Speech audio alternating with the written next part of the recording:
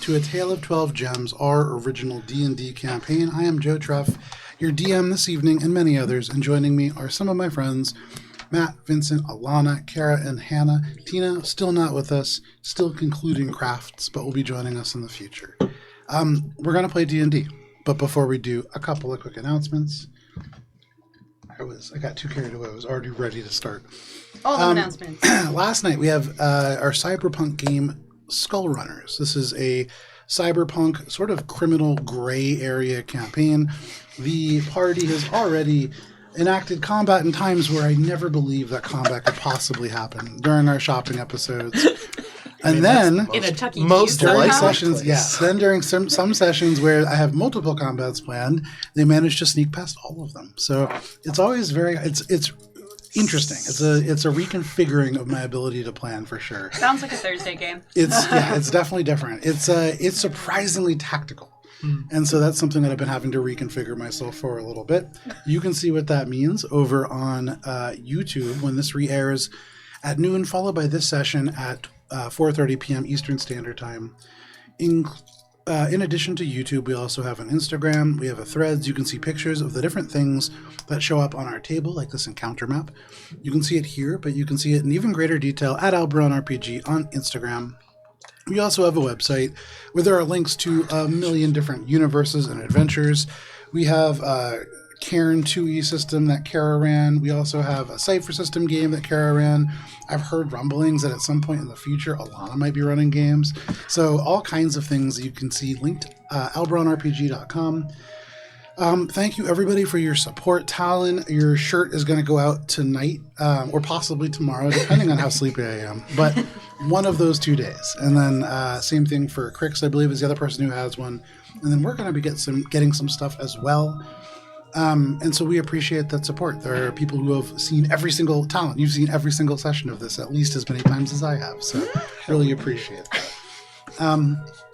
And that is all the announcements that I have for this week.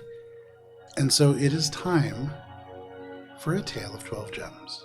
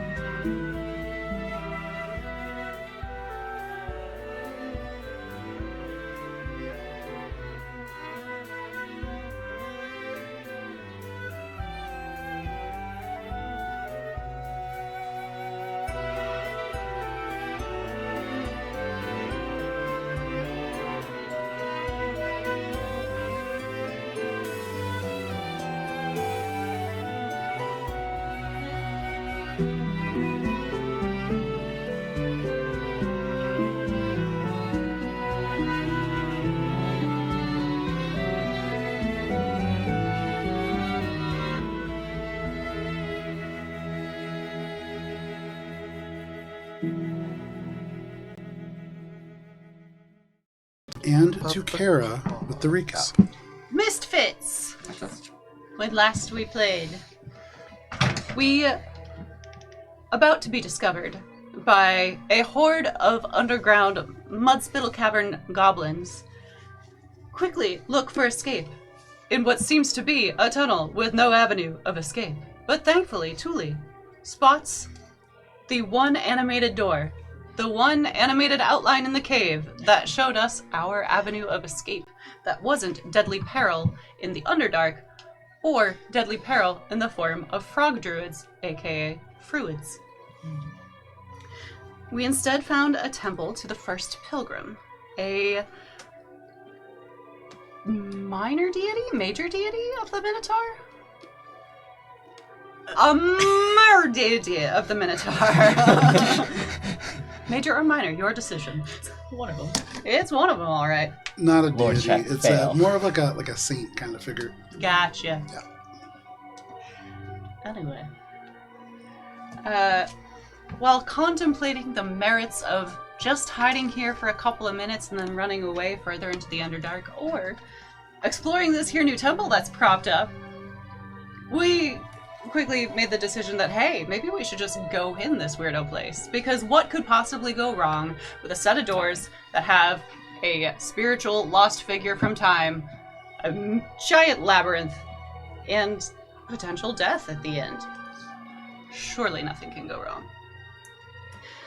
Upon solving the puzzle of the first door, Grimgob quickly divining the solution of the path not evident being truly the path that just wasn't described on the portraits. Because again, we have the puzzle sense of 5-year-olds. And with Nora also rolling a lovely natural 20, because there were many that session, followed the Minotaur's path through the maze on the door, accurately, and advised that the first room was indeed one for safe resting. And so the party was able to take a long rest. Hey, if we wanted to, we could probably just skip this whole maze and just go right back out to the goblin caves, because they've probably forgotten about us by now. It's been at least 8 hours. Nah, let's go further in, because of course, fear is ahead. We should go forward. With hallways that taunted us with our worst nightmares, doors that weren't actually doors or walls, but just kind of portals to the next room, statues where all you had to do was twist hands in the right way, or be killed horribly with falling blades from the sky. mazes on the floor that mean nothing, but we will pretend that they are the most dangerous maze of all time and carry a heavy statue along those lines to the other statue at the center of the maze. Even though we said that it was just an ornamental part of the Finally Like, leading never down know. to the most wonderful treasure of all time. The hooks that hold up the god's horns. Excuse me, not hooks. Not a god. Not a god. The chain. Not a hooks. Not a god. The chains of a very famous ancient minotaur. You allowed from me to this do these legendary recaps. city. Y'all live with your sins. Yes, Well, we just got to I've clarify been for so Talon. long. Yes. Indeed, the archivist. As in Bastionvania, No. the pilgrim's chain was granted to the one who truly lauded and followed the ways of the first pilgrim, Tonki. Yeah. Now, with a suitably wonderful weapon to match her suitably wonderful hugs, we returned back the way we came, through the labyrinth and out the doors to a much calmer, much quieter Mudspittle cavern. And making our way, again, noisily as possible, down the pathway to the goblin spawning pools proper. Because indeed, is it goblins or frogs that are born through eggs? I can't remember. But we intend to make some sort of conversation with the goblins to be like, hey, maybe change your ways, before discovering that, oh no, these goblins just suck. And as we prepare to do battle with the goblin frog Nazis, Misfits, this is where we begin our session. Joe's face is why we're here. Can I have everybody roll for initiative, please? And Tuli, you have this capability to cast your spell. As everything happens, as this ring of goblins kind of pulls these bows taut, as this kind of decrepit-looking little goblin is turning and making their way, calling for help. What are you casting, Tuli? I had cast Phantasmal Force on him, so it's a 10-foot square on him. Sure. And then he's making int save of a 13 to beat. That is going to be a 4. He is going to be... he is taken hold of by an illusion that I've crafted. The target must make a... On a failed save, you create a phantasmal object, creature, or other visible phenomenon of my choice that is no larger than a 10-foot cube and perceivable only to the target for the duration. It includes sound, temperature, other stimuli, also evident only to the creature. For all intents and purposes, he believes it is real. So what are you making it appear as? I am making it appear as all of the experimented creature, or I guess a number of experimented creatures that would fit within a 10-foot cube that have come to reap their revenge for the horrible experimentations done upon them. So as he turns, in his mind's eye, suddenly the stones upon the ground begin to rumble, and very much like the beginning of Thriller, there is a fist that bursts through the ground. But this is not a human fist. This is the fist of a frog. Skeletal, almost zombie-like, with decaying flesh. And these frogs, in its mind, begin to claw out of the dirt. In Goblin, Dr. Goodberries calls out, "No, get away from me, you filthy creatures!" They begin to kind of shoo at them, and you can hear, they then say, "Have a taste of your own medicine, pocket frogs!" And they pull a handful of tiny frogs as a reaction out of their pocket and just throw them upon the ground. They are going to move half their movement speed with that. I was not expecting So the each pocket round on throw. my turn, which fighting it's Swampy. technically not my turn, I guess, unless this is a is not. surprise. So, Yeah. but for all intents and purposes, each round on my turn, Phantasm can deal 1d6 damage to the target if they're within 5 feet of the Phantasm. No problem. Provided They the illusion of kind of scamper away, this explosion of frogs just rushing out of their pockets, slimy little creatures that ooze out and kind of cause a little bit of chaos in the midst. However, everybody go ahead and roll for initiative, and does anybody have a natural 20? Okay. 25 to 20? Ooh, we love this. 20 to 15. Very exciting. 15 Really? to 10? 11. Oh my god. So, No, I have a 14. okay, all right. But why am I continuously becoming the first in initiative every time. Guys, I'm a wizard. I'm the healer now! Grimgob, where are you? Dice be dicing. 8. 8 for Grimgob. What about you, Ralph? 3. Oh, nice. Okay. So the way that this works out, Dr. Goodberries is going first at a 19, followed by Thule at 14, then the goblins at 12, then Tonky at 11, the Toad Speaker goes at 9, Grimgob at 8, and then Ralph at the very bottom at 3. So, Dr. No. Goodberries is starting us off. Nora at the very bottom at 2. Oh, Nora! You were so low, I forgot to even ask you. I'm sorry. Nora at the very bottom at 3. So we're going to begin with Dr. Goodberries. Sorry, Just 2. even lower. Yeah. So Dr. Goodberry is kind of dancing away from this. Is there anything that happens to them at the start of their turn? They just need to be near it, right? For that to happen? No, so they're affected by it. For it to actually hurt them, they still need to be within So the they're range. still perceiving that. But as yeah, happening. they still see it as 100% real to them as long as I'm still concentrating No on problem. So for their movement, they are going to. it. They can make an intelligence save. They'll do it as an action action. to, As an action. They're not going to do that. They're not that smart. yeah, to examine the phantasm. So they are going to go 5, 10, 15, 20, 25, 30, kind of walking on the side of these toads. You can see as they kind of amble over, they kick at the ground, kind of cursing in Goblin, as if there's something trying to grab at them. As they do, they fumble amongst their belongings, and you can see they pluck this little bottle off of their, almost like a little cloth bandolier across their chest. They're going to wind up, and Thule, you are the person that cast this, so they're going to huck this bottle at you. Oh, Sir Huckabottle. Thule, does a 23 hit? I was about to say a thing, but it's too late. Roll a d4. I was going to use my fucking stupid thing that doesn't work. Unless I say it before I can even Gotta be get the quick. opportunity Welcome to to say my it. world. You gotta be quick. What am I doing? Roll a d4. Oh, D4. I had a save die. Maybe in a second. 3. With a 3, this glass bottle strikes you in the chest. Ow. And all of a sudden, from the greenish liquid that splatters on the ground, this acidic smoke begins to kind of spread around. Not smoke. As it begins to fill the air, it becomes thick and heavy. This is slime. And in a 20-foot cloud, this explodes, hitting the ceiling, hitting the walls. This goo coats 20 feet. Wait, so did that hit? Hit you. So was that Radius or... an attack? Cute. Or, But that's a ranged weapon attack. oh. That Wait, is- but I didn't make a save. I Ranged just weapon rolled- attack is I roll the attack against your AC 23 hits. Oh, okay. Yeah. Yeah. Okay. Okay. So, Sorry, for you, Thule, Tonky, Ralph, and Grimgob, Okay. all of you are covered in this slime.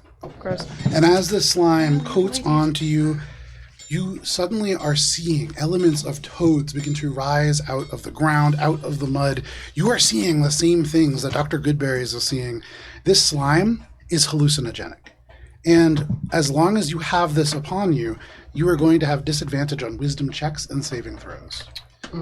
As an action, you can scoop this off of yourselves, but for the moment, this hallucinogenic slime coats many of you.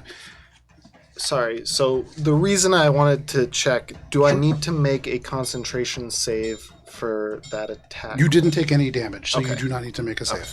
Cool. That is their action. That is their reaction. And then, right where they are, bonus action, hide. And they're going to duck down. This guy? And that is a fitting 8. No, the one that has the one that's right there. Yeah. That is Dr. Goodberries. That is his entire turn. That brings us to... Is he Thule. still visible to those of us not hallucinating? He's visible to all of you. Great. He rolled a 6. Nice. It's just what he could do with his bonus action, so why not? Yeah, sure. Okay. I've been there. So I am maintaining concentration on that. You can see, Thule, all of these goblins, as this glass bottle strikes you, all of their big eyes follow the bottle through the air, and when it hits you, their gaze stays upon you. At the moment, you feel like you have everybody's attention from that spell that you just cast. From this moment. Exactly. I don't want to drop my concentration. What you doing, Tully? I'm going to Starry Wisp. Okay. I'm gonna Starry Wisp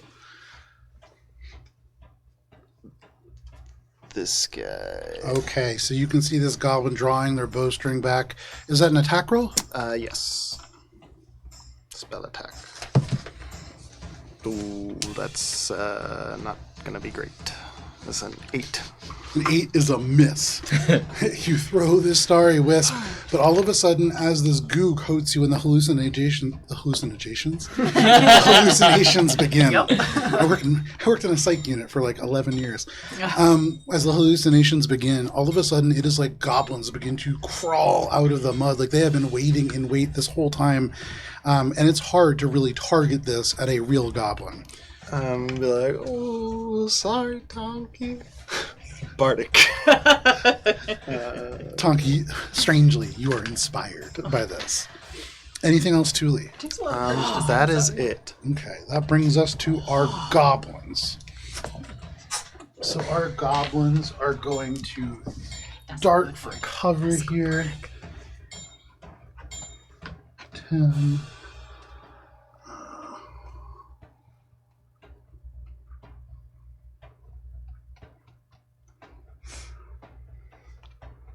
You know what? He's going to be a hero. And then... No, little Billy Bob. Okay. And then who do we not move yet? These guys? Yep.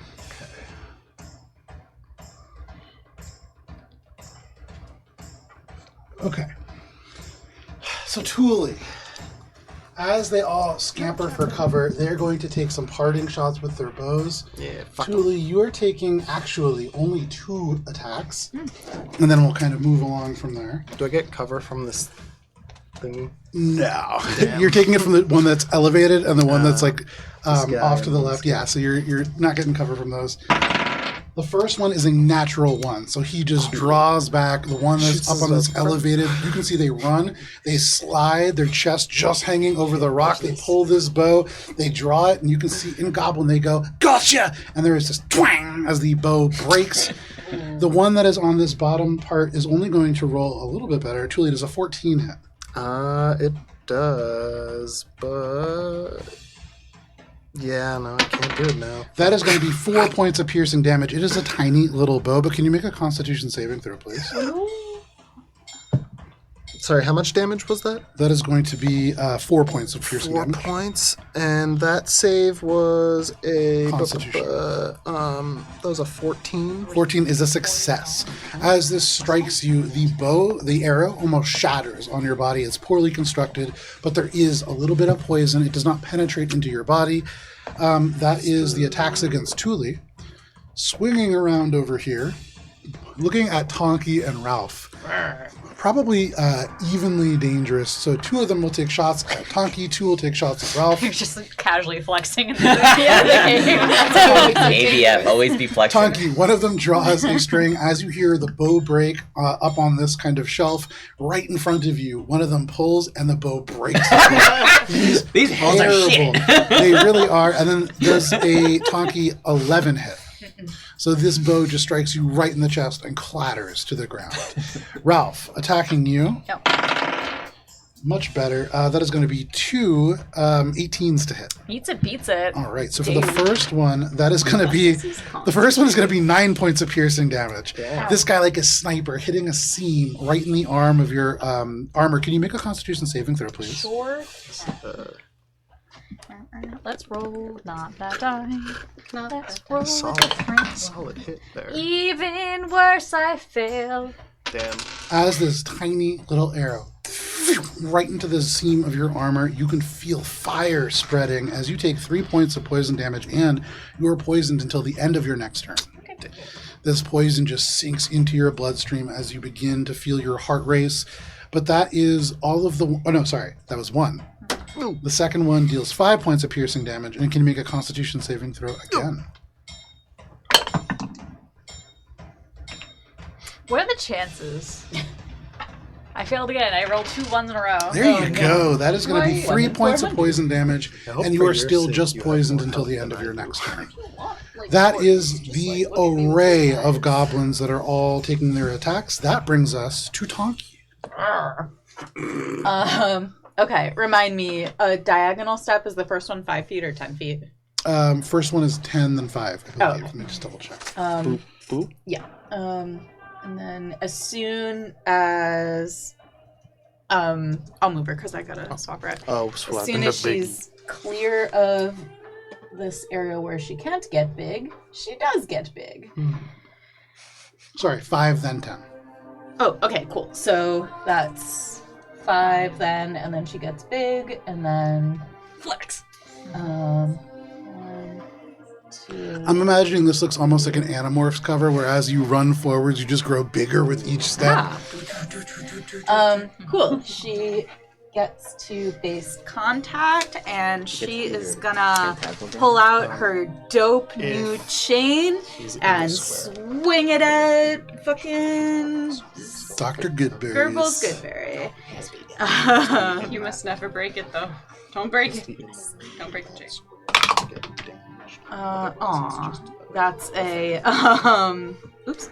Was a 5 on the die, so 11. An 11 is a miss, unfortunately. You swing this chain Oh wait! out, Oh damn! He's and already it just said it was. slams into the ground. Shoot! Forgot I had Bardic.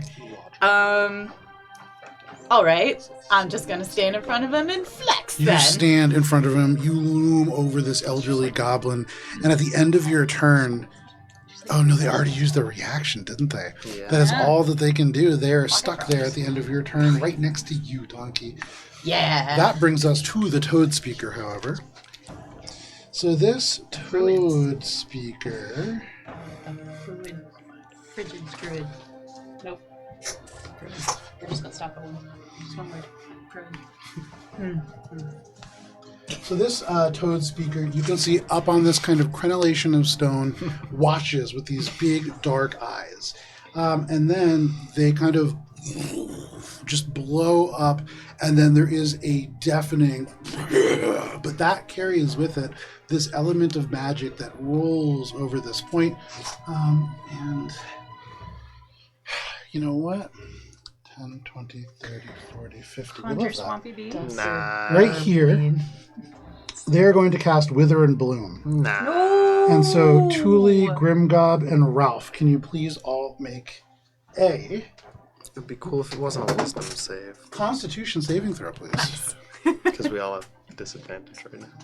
With this massive ribbit, it is like the air goes cold in this point. All of the moisture just becomes ice. Dust just off of your clothing. Any kind of plants in this area wither and begin to die. Saving throw for you, Thule? Failure. It's an 8. That is a failure, Grimgob. 10. That is a failure. Also 10. Also 10. All 3 of you fail. We are And- withering and blooming. And you take 3 points of necrotic. Oh no! Well, I'm withered. I died. That would be bad for Nora. That's brutal. Wow. This frog casts magic, and it's probably as effective as you would imagine it to be. That is, More I think effective than my at wit. the end of Froggy that, magic. this frog is going to turn and then just leap behind this rock. I was That afraid did not to go. face these goblins, but I think we're doing okay. That is all of the goblins. That brings us to Grimgob. Ralph, you are on deck. Nora, you are in the hole. I will.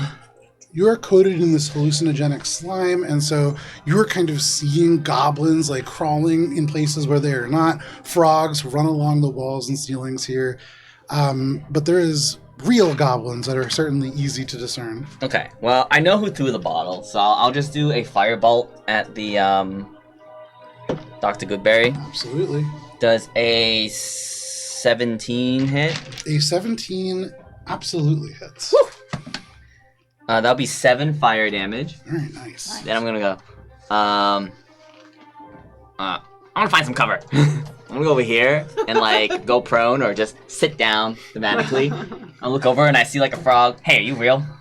But it's just not hallucination. It just goes, and then mud just out of its mouth, and it just shrinks into mud, turning itself into nothing inside out. Yeah. Fantastic time, Grimgob. Anything else? That'll be it. That brings us to Ralph. Okay. Ralph, you see Grimgob throw this firebolt and dive for cover. You can see a lot of people just coated in the same slime as you, and there is these things that are kind of happening, not quite real all around you.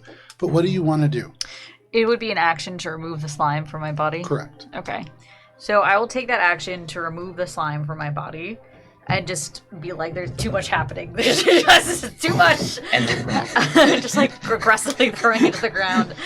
And then for my bonus action, I'm going to look around. So that's a 60-foot.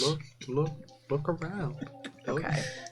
Look around. I actually will wait look on up, that. Okay. down. I will cast Spiritual Weapon with my bonus action. Okay. I could do that within 60 feet. Hell yeah. So, Got a sword today.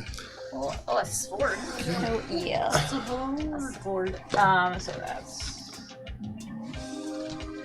This is the 60-foot line that I will. I'll put it here. I think Okay. it's a 30. Unless I'm misremembering. No, it's 60. It's 60. Oh, it's 60? The Okay. rollers are 30. Ah. Yeah. Oh, sorry. Yeah. Spiritual weapon is 60, and upon summoning it, I can attack with it. Absolutely. So I will make an attack on this goblin, Make your attack. and hopefully this rolls better than I have been. No, I highly doubt a 9 hits. A gotta 9 say- does not hit.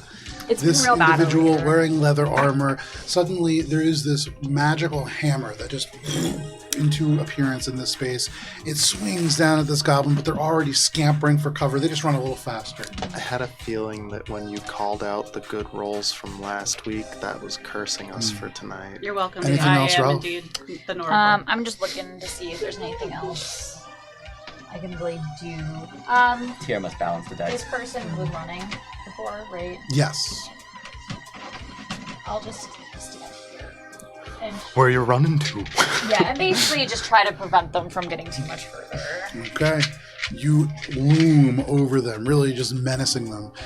Anything else, Ralph? My action, my bonus action, and my movement, do I need to make a check to see if I'm no longer poisoned, or does it naturally fade? It fades at the end of your turn. Okay, cool. So that is your turn, Ralph. Suddenly, the illusions fade around you. There is a very predictable number of goblins. But that brings us to Nora. Nora, feeling a little alone on the battlefield here in the back. But, alone is good in this case. If I go this way, is that hallucinogenic slime like a persistent effect? No, not a persistent Okay, we're gonna go stand next to Thule. You go stand next to Thule. It's persistent on Thule. You can see currently coating him. It's like drying actively. Would you prefer I do something about that? No. I did not need to roll. So Nora just sees the indecision. It's like, oh, okay. Well, we don't want there's him to get away. So she looks out tons and of decision. pulls It's on a decidedly string hateful. between her and Goodberries over there. And I need a wisdom saving throw as she casts Mind Spike. Mr. Goodberries. That is going to be an 18. Oh, right. That is a meets it beat. That is not a meets it beat. I was like, wait, what? That's a. A beats it? Beats it up, beats it. Let's silvery barbs it. Why not? Exceeds it, beats it. Let's use our stuff. Even better. Well, never mind. Okay. He's so wise. Who used Silvery Barbin? Goebbels. That's the only name I can remember now, Joe. I'm so sorry. Give him the advantage. My fault, to- sorry. Anything else? It's not a save or suck. He does take half damage. Okay. So I'm just trying to do math now. It's taking me a little bit No as problem. Give me a chance to try to find my dice. I legit try to add these three numbers together. It's a good roll, though. Yes, it is a good roll. And, Halved. yes. Now I'm trying to have it. 11. An 11. That's a lot of math for an 11, but every little bit counts. I just That had the is... first one. All right, so this mind spike strikes into them at your feet, Tonki. This honey goblin just goes, ah! They look around, their eyes kind of mad. They still do not have their reaction back. Anything else, Nora? Who do you want to give the advantage from Silver Bob to? About all I can do. Talkie. That sets you up, but that does bring us to the top of the round and to Dr. Goodberries. So, first, let me roll to see if they regain their experimental potions. They do not. So, Talkie, standing toe-to-toe with you, they set their feet in this kind of dirt. You can see they grow determined. And in Goblin, they say, "You won't bully me." They draw out a bone saw in one hand and a little spear that you can see tipped with some kind of venom on the other. And they are going to take a multi-attack against you. First, with the bone saw. That is going to be a 19 to hit. They slash with this bone saw at you. I just found my dice and I've missed others. They're gone again. That is only going to be 6 points of slashing damage as they just draw this, almost hitting you with the flat of this saw. You can hear it just in the air. And then they stab you with this injecting spear. Tonki, that is only going to be a 9 to hit. Excuse me. And so it just snaps on you. They drop it and kind of pull their coat aside. They have more in this jacket. But that is all that they can do with their actions. They are going to then bonus action Pocket Frog.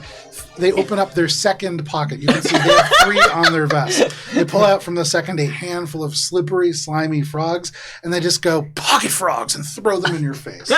As they do that, they take the disengage action and move up to half their speed, and these frogs fill the space that they occupied. You imagine, Tonki, they are so slippery, you might fall if you step in that space. Damn! But they skirt away.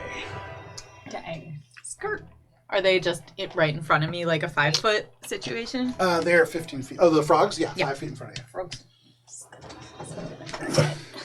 Oh, I have a tiny frog at home. I should. That is all that Dr. Goodberries can do on their turn. That brings us to Thule. I'm going to scooch over here and kind of sit down up against this little rock area. Okay. And When you say sit down, you mean like traveling mechanically? No. Oh, Just- okay. Squatting. Like that. And I'm gonna be like, be careful, Ralph. Healing word. Ah, hey, thank you. It is a quiet little word, but... And then I'm carries gonna healing look down and be with it. like, so gross. I'm gonna start cleaning myself No off. problem. Well done. Little healing word as Thule, you begin to just kind of squeegee yourself off. You look around for Cheshire, but prestidigitation not available. Sorry. He's that- hallucinating, so who knows? Yeah, that's true. Anything else, Thule? No, that's it for me. All right, that brings us to the guy. How many words are healed? Oh yeah, I have to roll that for you. Yeah. What is it? What are you talking about? They're going to bonus action. You are disengage getting- from Tonki. The one with the broken bow charges you with the little scimitar, and the one that still has a bow backs up. 4. Tonki is really causing problems over here. Yes, that's me middle name. Problem. No one else sees the square there. Also, This doesn't provoke attacks, right? No, The it just kind of hangs weapon. out. I do though. I provoke attacks. Foot extra climb up there. And then that is all of our goblins. This goblin runs off the map. Damn. You can hear their voice echoing in the hallway. We'll get back to that later. damn. I'm feeling we're gonna meet the big red guy. No, I think the Dr. Goodberry told him to fetch a nurse at the end of last session. Tonki, Yes. you are first going to be taking a number of attacks here. One bow attack from the guy up on that little rise. That is going to be a... Sorry. Is that the guy whose bow broke, or is the guy on the floor? Yeah. They swapped. So the swapped. one, one Okay. drew out the scimitar and charged down, sense, and then the one makes with the sense. bow disengaged and crawled Popped up. up. Okay. So the one that disengaged with this bow fires their bow. That is a 23 to hit. Yes. That is going to be 6 points of piercing damage. And can you make a Constitution saving throw, please? Do I have to use the advantage on my next Yes. roll? Yep. Still worthwhile. Con save. I do, but I'm gonna save it for a second. That's a 23. That is a success. The poison does not take effect. And then, swinging around to the goblin directly behind you with this little scimitar, they're going to slash at the back of your leg. Tonki does a 10 hit. No. It just hits you, and it is just blunt. It barely... even if this hit like flush, you don't imagine it would cut you. But Less than a twig on the all the way over to the other side of the battlefield, Ralph. Ralph, there is going to be 3 bow attacks, and then one is going to be using an improvised weapon, who has that broken bow over there, which is just picking up a rock and throwing it at you. So first, 3 bow attacks. Okay. Ooh. That is going to be that is 2 15s, Miss. and then a 22. That hits. So that single one that hits is going to deal only 4 points of piercing damage, barely making it through. But can you make a Constitution saving throw? Do you want one? No. Okay. She believes in herself. Should you have taken it? No. It's double digits at least, which is better than I've been rolling the whole night. I believe it's a +3, 4, 14. But let me just That is check. a success. Oh, hooray! Yes. So you do not get poisoned by this. And then, amongst this barrage of arrows, a goblin picks up a rock and just throws it at you. Does a 9 hit. No. So it just clunks right on the ground, just skims right past you. But that is the goblins who are all kind of targeting you, Ralph. That is all of our goblins. That brings us to Tonki. May I make my attack of opportunity against the one who left my area, or did he disengage? The one that left your area. Yeah, this little guy backed up away from me. This Oh, gentleman. you can make your attack of opportunity, absolutely. I would like to at least attempt it. Yeah. Oh! That should hit unless his AC is somehow fucking higher than 19 plus a number. 30. No, 19 plus a number certainly hits. Okay, sweet. Okay. What if it's I believe my hammer is a D4 because fucking Warhammer is so ass. No. Warhammer? That's like a D6. No, it's not actually It's a a light Warhammer. It's a hammer. light hammer because I think a it's a Warhammer is yeah, it's a D4. Minimum damage, but does 3 bludgeoning Hey, damage. we say every little bit counts here. And against goblin number, I'm going to call that goblin number 6. That does not kill him. You strike him with this hammer. He kind of hisses at you. This is as he goes down to grab the rock to throw at you. You just hit him with the hammer. He just and backs up. That is all of the goblins. That is your attack of opportunity. That brings us to Tonki. All right. Can I walk through the scary square without it? No one else perceives Yeah, it's just the anything goblin who's there. perceiving That's that. just mechanically, if he's within 5 feet of that or in that space, He's, like, actively he moving takes away. damage, but he still perceives it right now. Gotcha. Lifetime So this is going to be really cool because I'm going to appear that I'm bursting through the object of his fear. Stepping on a bunch of zombie frogs. 4. But also he justifies every illogical thing logically based on the perception of the illusion. Got it. All right. I am now 10 feet away from him. I'm going to use my pilgrim's chain to whip very at him. Very With nice. reach. Get Make him. your attack roll. I'm going to go ahead and use the bardic as well. That's going to be 18. 18 is a hit. Awesome. Thank you. Excellent bardic. All right. Good bardic. We're good. So that we're gonna do the damage. Since I have giant slide, I get to do some extra. So the that's D4. Math is hard. Math is hard. We're at the end of the week. 13 points of damage, and I now can make him make a grapple check. Are you doing that? I sure am. All right. Sure So am. that does the full amount that you would expect. They shriek as you hit them with this chain, and it wraps around their body. You can hear their bones kind of crunch, and then they resist you with all of their might. That is going to be a 1. Dunk him in the frog 24. Not a natural one for what it's worth. Dunk him in the frog 24, you just wrap this chain around them. They are grappled. Okay.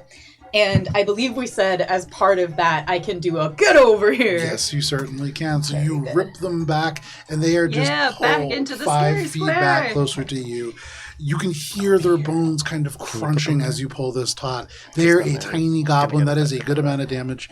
Anything else? Tonky. He will. So if he's here, he gets the effect If he's of this. within 5 feet of those, Neat. Okay. then he takes the damage. So Great I have pulled position. him into that, spot. Anything else from me? I think me good. He's within the frog's Wandering. attack range, essentially. That brings us to the toads. There we go. Good. So this toad I seem like a bunker. is going to leap out from behind its cover.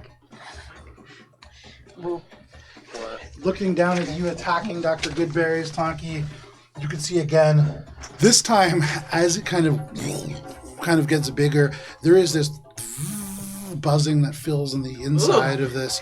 And as they're going to cast infestation on you. Directly on the square that you are standing in, Tonky, all of a sudden, just a swarm of insects appear. Can you make a Constitution saving throw, please? Ooh, that's a 9. Nope, that's a 10. Roll a d4 for me. You roll. 4. You want something. Okay, so first you take 3 points of poison damage as these things and begin to bite and sting at you. And as they sting, they get into your clothes, into your ear. As you kind of open your mouth to breathe, into your throat, into your nose, you can feel them picking at your eyelids. You are forced to move 5 feet. And you move 5 feet west, which is to the left, directly into this kind of person. As you are kind of holding them and grappling them, I will say you just kind of shove them 5 feet forwards in this moment, just kind of pushing them in this position. Are the pocket frogs still on the ground? They're still on the ground. Okay. That Now is they're ground frogs. the Toad Speaker's action. At the end of their turn, they again leap and fade into the back over here. Those swarming insects, they persist. And I fill that space, and you imagine anybody who is in the space that you stand in right now, Tonky, will suffer that effect. Is it 20 or just a... Just 5. Yeah. That is the Toad Speaker. That brings us to Grimcup. Grimbus. Let's see.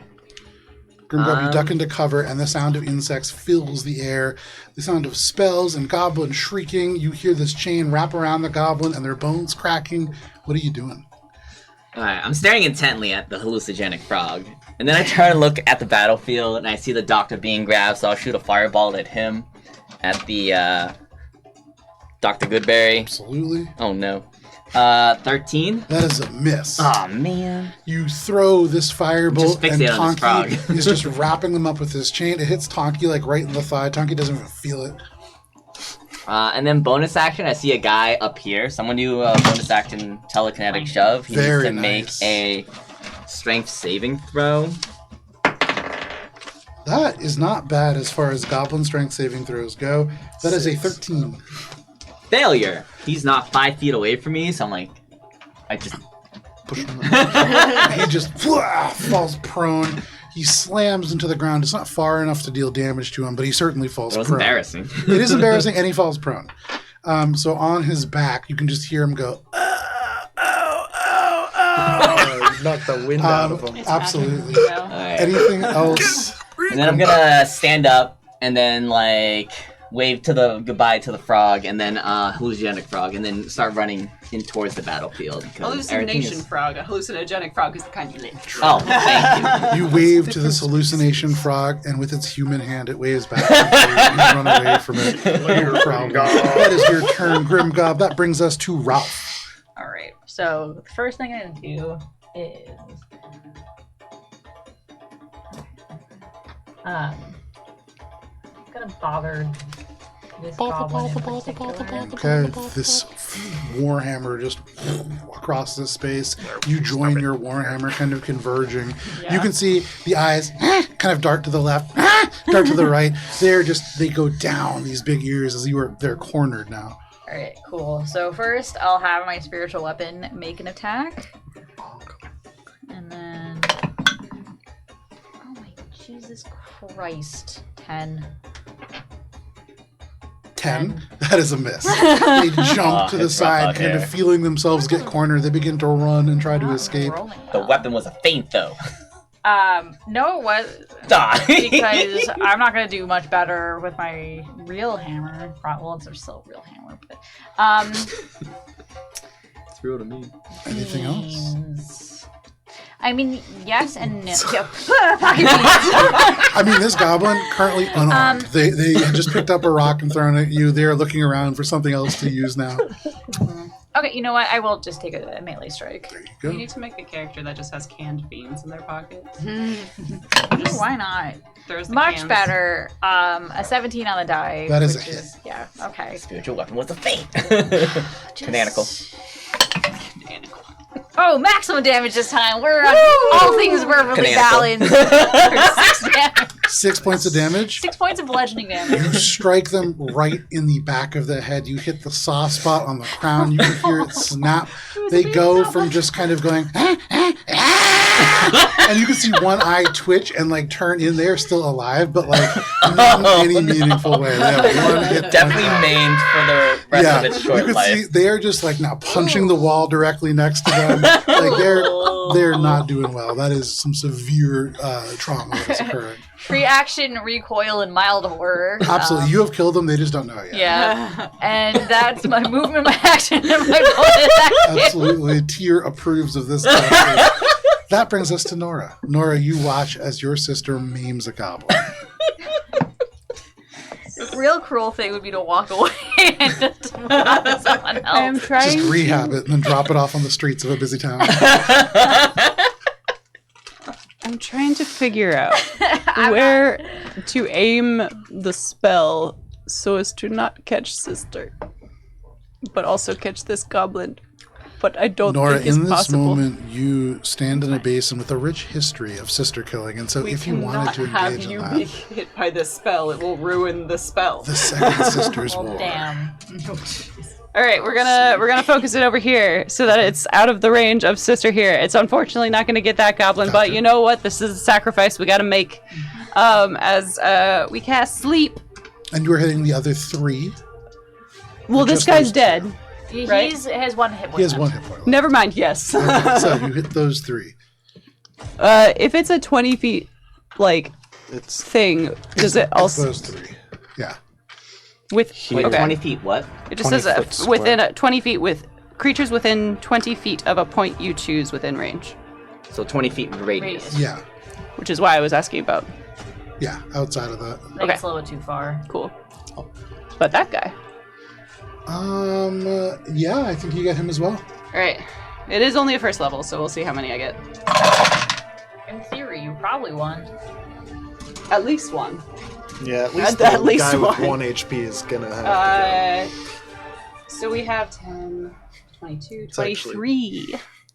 So pretty lucky for in him. ascending order of their current hit points, ignoring one- unconscious creatures. The one that you strike with a hammer, their whole head caves in. They just go and just hit the ground, and you can hear them just snoring loudly. Blood drips down their nose, out of their eye socket, out of their mouth.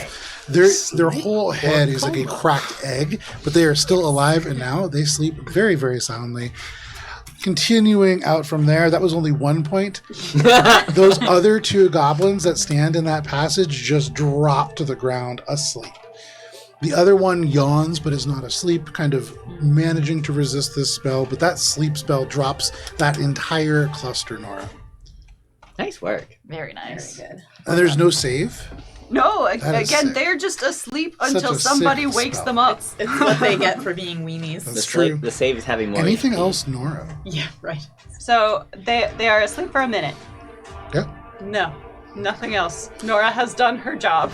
that is your turn, Nora. That brings us to the top of the round to Dr. Goodberries. I'm going to see if he regains his experimental potions. He does. Oh no! That's not a Tina. I think so, yes. That is Tina. Tina! Hello, Tina. Ah! Hello. So from where they are, they're grappled, but they can still make attacks, correct? Yep, they can do everything except move. They take one little arm, they shove it like a cat trying to resist your affection into your chest, Tonki. They create just enough room, and they kind of snap this bottle free of this bandolier. They look over, kind of seeing many goblins asleep, and they just shout out, "Wake up! I need you!" And they throw this bottle. No. So one of the funny things about this is, depending on what I roll, this could be really good for you guys. Potentially, it could also be really It bad. could be Is the this an hallucination attack roll? slime. This is an attack roll. Okay. Wait. I have not rolled it yet. I know. Okay. No, we're telling him. Am I waiting? Oh, no. Okay. Oh, okay. I don't need... So they're As long as I don't targeting know. you, Ralph. Ralph. After Does an roll. 18 hit? But Beats it, before beats knowing it. the Okay. results, Oh, Roll I a get it, like D4. Bardic. Okay. that was the Wait, part... I think he meant to stop you. Okay, what? There. Well, I can't now because it was before knowing the result, but after the roll is when it has to happen. Oh, I see. So that's I was trying to Oh, stop gotcha, you gotcha. Oh, there. I'm so sorry. That's okay. It's just now. I'm telling you, we need cards. Yeah, it's like a red card, like a referee red card would actually be really good. Won't use this ever. 2. A 2. With a 2, as this strikes you, there is a as this kind of venom sinks across your armor. It, like oil, runs into the seams, and it begins to coat your skin on the inside. Can you make a Constitution saving throw, please? Do you want it? Yeah, I've been rolling like shit. How scared are you feeling? I'm okay. Okay, you get the 12. With a 12, that is a failure. No. 14. There you go. 12 on the die, and then she adds her modifier. With a 14, that is a meets it, beats it. Nice. This paralytic toad poison, as it strikes you, you feel yourself becoming restrained, your muscles A lot of tightening this up. looks paralyzed. But then it is like the path that you were supposed to take diverges, and this feeling fades. You are okay, as Nora intervenes on your behalf. That is the paralytic toad venom that did not do the effect that would wake everybody else up. Woo! That is their action. Hell yeah. With their second attack, they're going to try... No, they can't do that. They can't bonus action pocket frogs you because they're grappled. Can they disengage when they're grappled? They can. His They just- speed is 0. They That's the can. only They just impact. it disengage. has. They just can't move.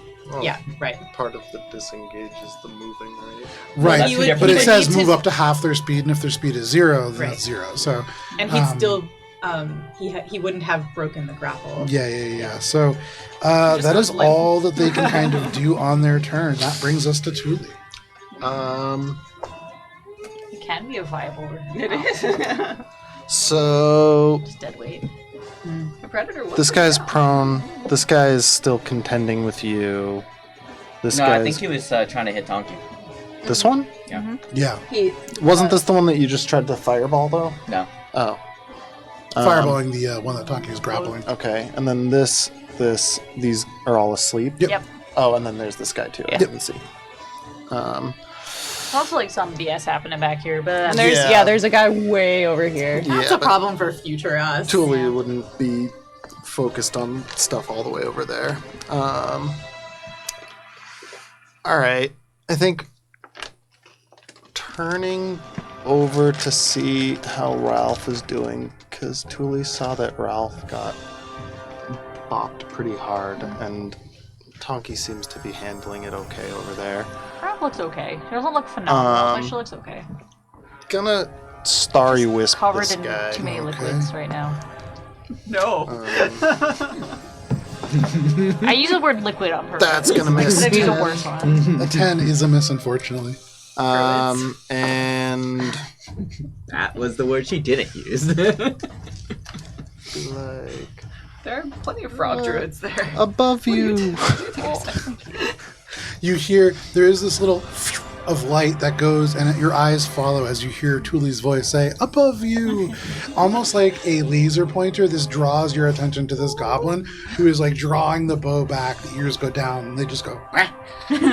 But anything else, Thule? That's it Spotlight for me. shifts. That brings us to the goblins.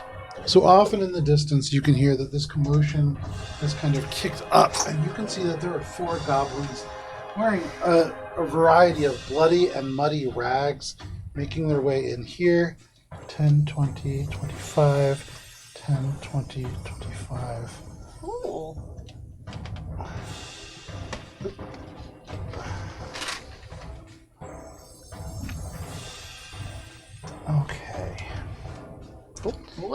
So we get 60 is there. 5. I've already forgotten. Okay. Thank you. There. He's going to use half of his movement to get up and then move 5 feet over here. They're going... God, there's so much happening over there. So much happening everywhere. They're going to clamber up here. This guy is going to climb up here to shoot straight at Ralph. That's a shot, I know. Okay. There we go. You can see assistance arriving from the rear of the cave, coming from the leftmost tunnel. We'll start over with you, Grimgob. 2 fellow goblins make their way over to you, but rather than a handshake, they're going to both attack with scimitars. Grimgob does a 10 hit. That's a miss. Did One of them should have had half movement. to get Oh, to that's the- right. That's right. He dashed, so never mind. Okay. That is him, so just 1. That is 10 to hit. That is a miss. Yeah.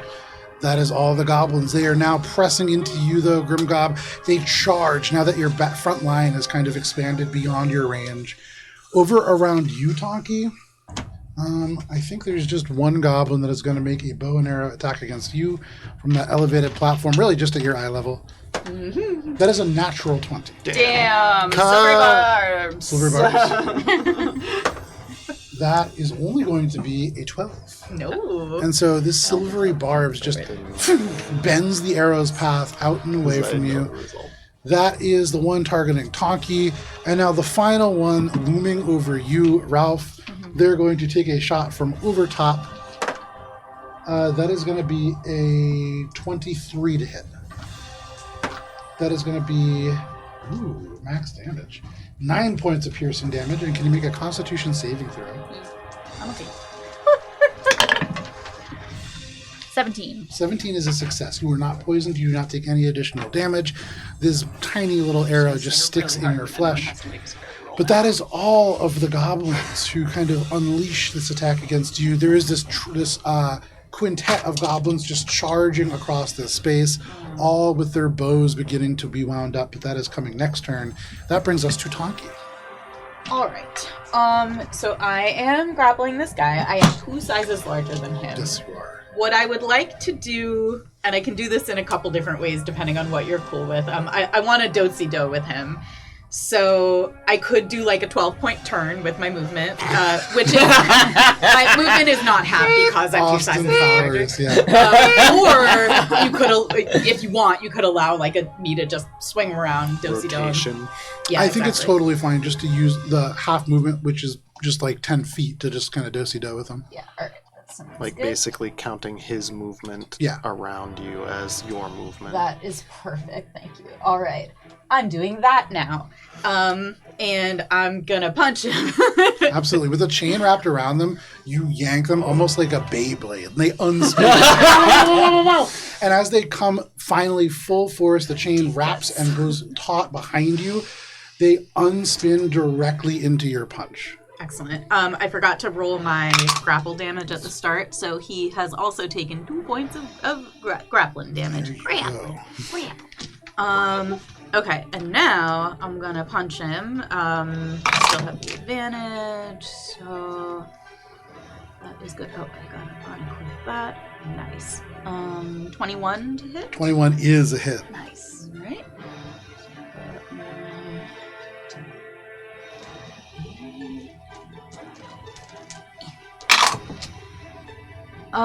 That's gonna be 15 points of punching damage. 15 points of punching damage. That's a punch This right is there. a massive blow. It sounds like a baseball bat just striking off of a fastball. It cracks through this cave. All of the goblins, you can see the goblins that are sleeping are kind of all just like kind of stirring almost from their sleep. This is a loud, reverberating sound. This goblin, you can see, rocked on their feet. If you were not holding them up with this chain, they would likely be on the ground from that. But they just barely kind of stagger back. They are bleeding now from their nose, from their mouth. That is a big strike. Anything else, Tonki? I guess that's it. Okay.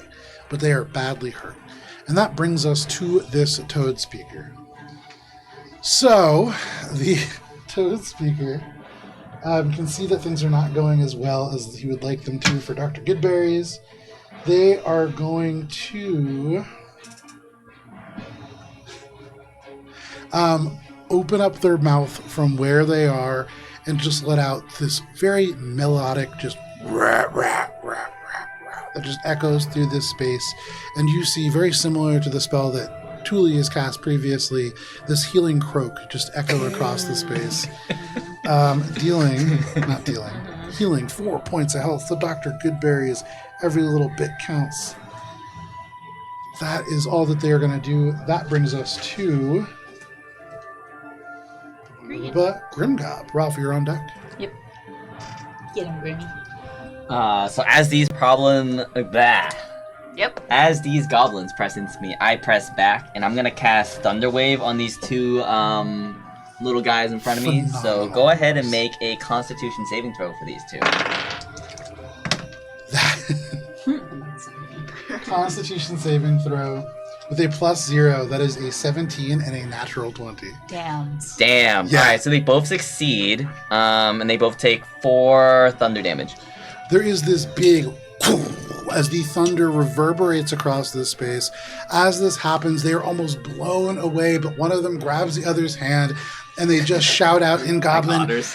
Jasper will do much worse! And they just drive themselves through, and they stand in spite of your thunder. Anything else, Grim? Yeah, I used a loud noise to disengage and run past them. Okay. And as they close their eyes, they hold hands, they stand firm, and then they open their eyes and they both swing with all of their might, and it's just And this shows in the air. a blinking outline of where Grim Goblin is. Absolutely. Then I run up next to Tonki. Absolutely. You are next to Tonki. There are Tonki, these how's it little going up here? frogs now kind of leaping out of the space. There is like these weird kind of magic, almost reverberations happening in the air. You can also see just a swarm of insects buzzing. There's a lot in this stretch. Anything else, Grimgod? Let's see. I am going to... Is this thing within... It looks like this thing is within 30 feet of me. Of you? Yeah, absolutely. I'm gonna telekinetic shove and pull him off of his high horse. Very, very nice. Strength saving throw? That is going to be a 18. Stop rolling so high! I know, right? He Actually, succeeds. I've rolled terrible today. This has been the one round of good rolls that I've had. You rolled a natural 20 at one point. Yes, this is the one round that I've had Oh, this is round. that this round? Yeah, that was this round. So that's it. Okay, they stand firm. Grimgob, it is like your magical reserves are running out. They are not as effective, perhaps, against goblins. But that is your turn. That brings us to Ralph. Alright, so the... Ralph, all around you, suddenly these goblins turn on their toes and just fall asleep. Yeah. So the first thing that I'll do is I'll command my weapon to float and challenge this one to a duel. Okay. Basically. Alright. She says it in Goblin instead of French. Right? That is an 18 to hit. An 18 is a hit. Hooray! It's been so long since I hit with this thing. I think it's a D8. Let me double check. I missed it. I got her though. What'd you say? It is D8. Joke Okay. with several layers. That is total of 6 force damage. 6 points of force damage kind of bites into this individual. It swings up to challenge them as they draw another arrow from this little primitive quiver on their back. They pull it taut and the hammer just slams into their chest. You can hear them sucking wind up there, but they are still up. Okay. I'm going to see that they're still up. I'm going to then toll the dead upon them. So they need to make a wisdom saving throw, please. That is going to be a 11. They fail. So they are currently damaged. So I need my D12. Right? Brain. Yes. Yep. Okay, cool. I just never use the D12, No, so it it's always like happens a so weird rarely. one, yeah. Barbarians and people casting Toll the Dead mostly. Yeah, basically. So that is another 5 points of necrotic damage. As that bell clang, you can see this individual, they're like drawing their scimitar to try to duel this warhammer. And as they draw this scimitar, they stumble. The bell knocks them almost off balance, and they fall, just skewering themselves on this scimitar. They are dead. Little tears come to Nora's eyes as she hears the bell. So I will go I did it once. 5, 10, 20, 25, 30. And Ralph has spotted this little staircase to try to get up to the frog Absolutely. who has been causing us problems. You see an avenue to the source of all of your problems, this frog. I'm gonna kick it off the ledge. That is your turn, Ralph. It is. That brings us to Nora. I'm gonna go be tall and kick a frog. Now, y'all know what I like about this spell. Honk shoot. It's not concentration. It is a great spell. Here. Phenomenal. Okay. How dare you put a group in front of me? What is the range on it? 120? 90 feet. 90 feet. Oh, Very wow. nice. Very nice. Get him. Second level. Give me 1 second. I got to roll some saving throws. So first... No save. Oh, no save. That's right. It's hit point based. That's right. I roll. You can center it on this guy. Cool. Math is required. Get up. And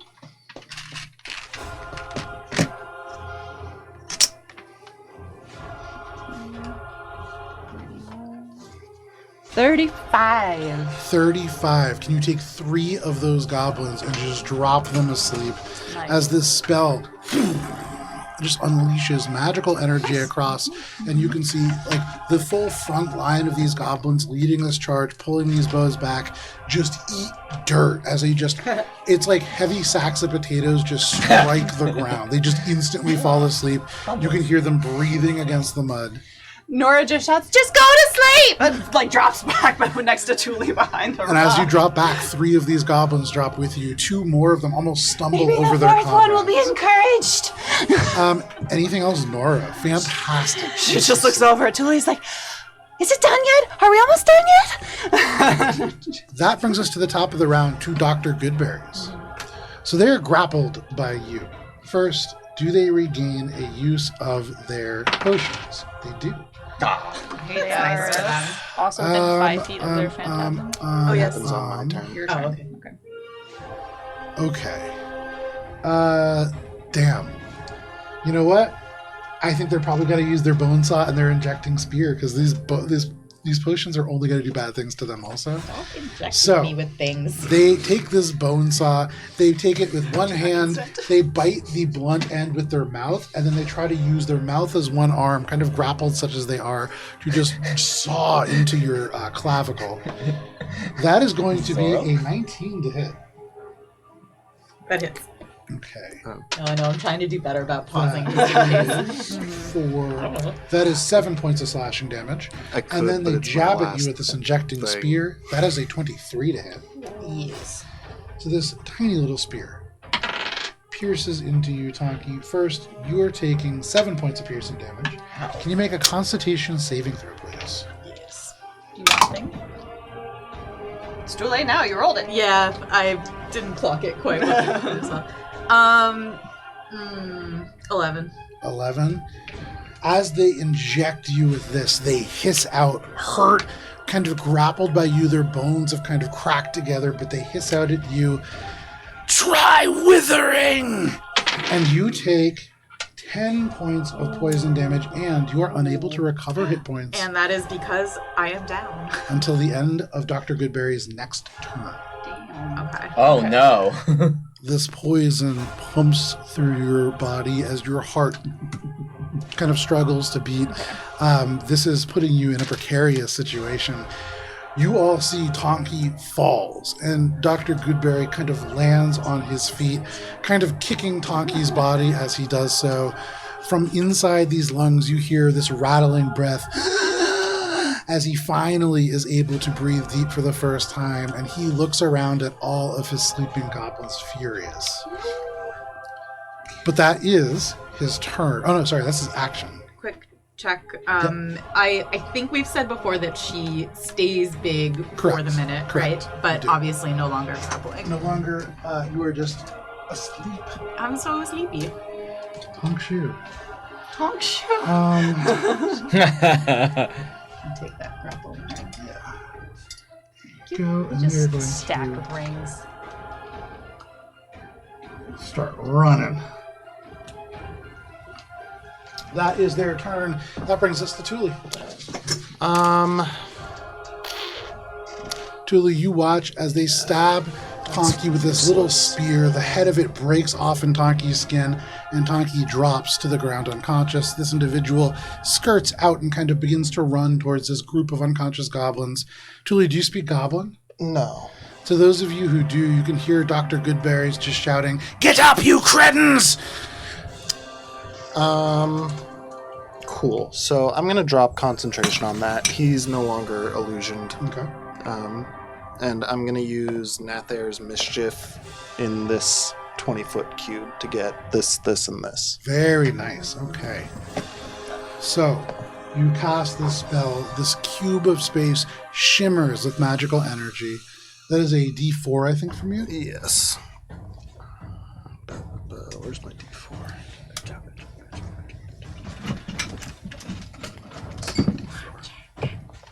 3. So they are all taking wisdom saving throws. So first, Dr. Goodberries himself. That is pretty good. That is going to be a 19.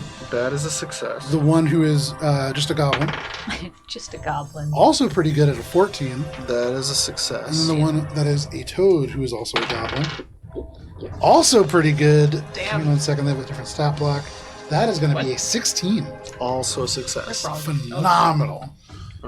The cube is still in this space, but none of them are affected. You can hear one of these goblins, the one in the middle, begins to, and Dr. Goodberries goes, "Stop it!" And they immediately just go, "Oh." There's a better way. And Just take it a nap. kills the spell. Anything else, Thule? That's all I can do. All right, Lay that on your brings arms, us lay to on the your goblins. heads. So do the goblins, they stay asleep?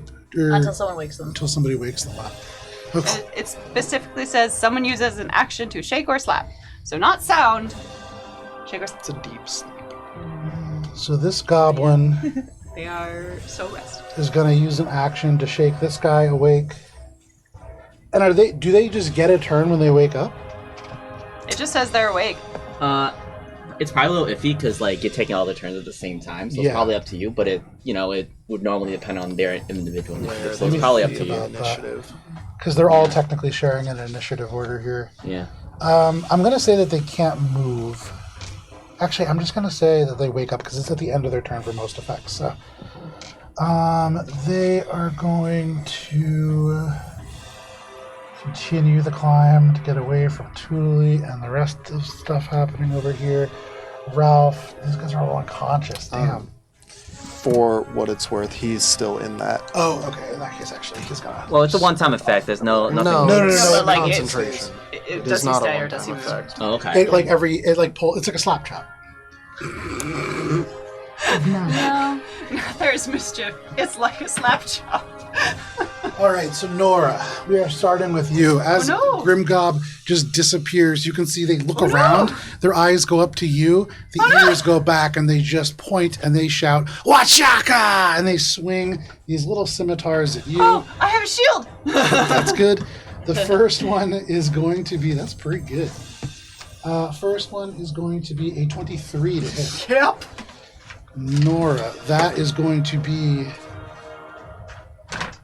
8 points of piercing damage. Can Okay. you please make a Constitution saving throw? Sure. Damn.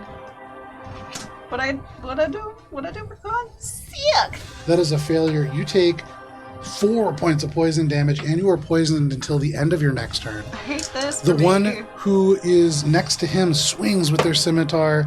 That is going to be a 16 to hit. Sorry, 15 to hit.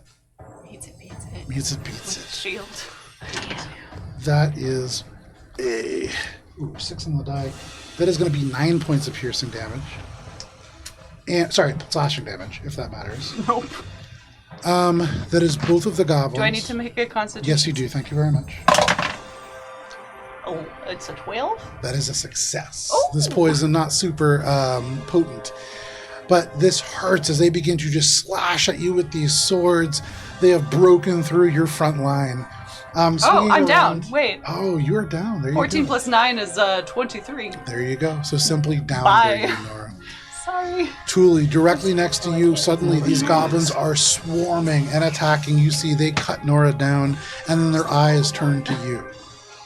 That is, I believe, all my goblins. Oh no, there is the one goblin At the far end who didn't fall asleep. yeah, who's up on the basalt. He's gonna take a risk. You can see he sees these sleeping goblins. He sees you, Nora, and he runs, or sorry, Ralph, and he runs some quick calculations. You can see a number of these little goblin arrows protruding from your shield, doing no damage. He draws the bow back, and in goblin he shouts, "Wake up!" And he shoots one of his little goblin companions to wake him up. That is a 23 to hit. Does he have disadvantage because they're prone?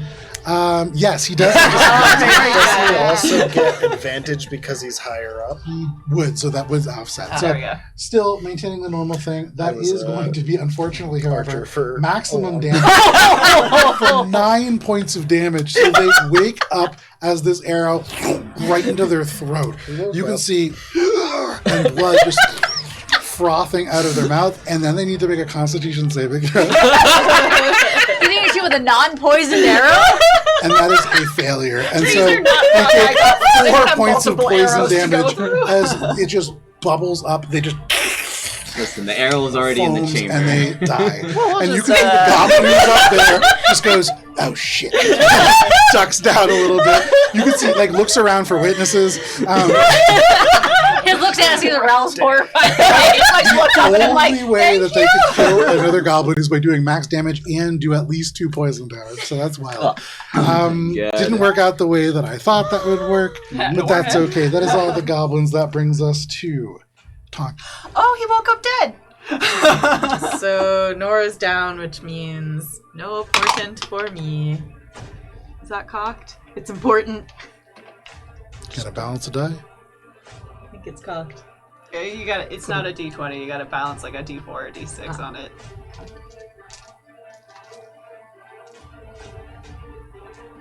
Nah, it's not cocked. Damn. 9. That is a failure. 1 death failure. Your heartbeat slows in this dark place. But that is your turn, Tonki. That brings us to...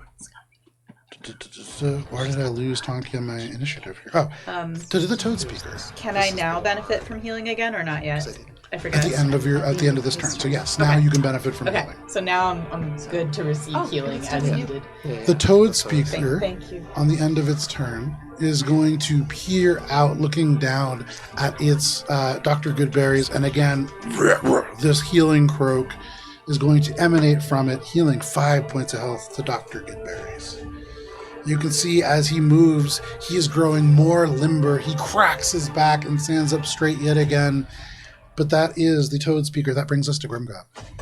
Grimgob, you stand over right. Tonki's fallen body. You can see this Dr. Goodberries turn and just cackle as he begins to get away. Okay, Grimgob gets furious and tells the group, "Tonki, down!" And then he's going to march right up to Dr. Goodberry and go, "How fucking dare you!" and cast Rhymes Frozen. Biting Ice. And I think it's gonna hit this, and this. Because it's a 30-foot cone, and I'm assuming that it also is angled up 30 feet, so... You certainly can angle it up 30 feet. That's hitting, I think, not that goblin. I think it's hitting that Toad Speaker, though. I think it's just outside of that range. Yeah, I It's think like- it is. You are hitting him, though. Because Okay. if you're That's angling important. it up, then the hypotenuse would have that basically right outside of that 30 That's feet. one up behind him. Ah, I see what you mean. So, In that absolutely. case... My sis has got boots. Alright, when I'm here, Uh-huh. I'm within 30 feet of him. So I'm gonna pull him towards me with my bonus action, telekinetic shove, strength Okay. saving throw. Strength saving throw from this Get a goblin. little closer. Come You here. can see they're ducking down as they just murder their ally. And as that happens, what kind of is a strength saving throw? Yeah. 3. Alright, he's pulled 5 feet closer, and now Now Very You can join in on the fun. Now, as they just It's they just party. pinwheel on their tippy toes, their bow in one hand, their arrow in the other. into They the just ice. manage to rock back on their heels, and they look up, and this ice just envelops towards them. That All is- of them need to make a Constitution saving throw. So first, Dr. Goodberry's Constitution saving throw is only going to be an 11. That's a failure. Then the Oh, he's Toad so dead. Speaker is going to be a 17. That's a pass. And then the Goblin is Wait, going wait, to wait. be... Too late. You got it. Too said late. it too late. Does it work on? No, it works on that. Yes. Ah, And then this other Goblin sorry. is going to be a 19. That will succeed. So He's only probably Dr. dead Goodberries anyways. fails. Maybe. We'll see, huh? Only Dr. Goodberry's fails. Yeah. All right. I rolled Still really missing well one, on though. damage, so Okay. that's gonna be 21 cold damage on Dr. Goodberry, 10 on the other two. That's still pretty Give solid. me 1 sec. That's a lot of damage. I rolled a 6, 7, and 8 on 3d8. Hell yeah. This ice erupts out. So first, how much damage was that? 21. 21 points 21 of damage. cold damage. To the Goodberry doctor. And You Dr. can see as the ice explodes Blackberry. across them, their eyes like frost over. It freezes the breath in their throat, but they cough, blood coming up. They are still alive. The goblin, who is kind of holding onto this arrow, even at half damage, they are just frozen solid and they are dead.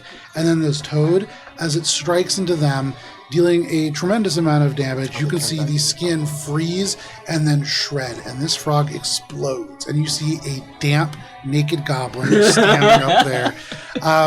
The HP does not spill over. They are now at full health, but they are naked and afraid. Very good. And that is everything. And then is Dr. Goodberry's restrained? He is moving to 0. Zero. Very nice. This that's- ice Booter's just speed encrusts reduced to around. 0. That's you. So that is your turn, Grimgob. So he ain't going nowhere. Yeah, And that's my turn. That brings us to Ralph. It's all over for Hell him. yeah. Okay. Okay. Oh. First things first. And Pocket Frogs is so good, but it relies on having a movement speed. He can still pocket frogs. He just can't go I nowhere. know. So I'm guessing with my. Is it like? Is this stair like enough where I could just climb it without It having is. to roll? So it's 5, 10, 15, 20, 25, 30.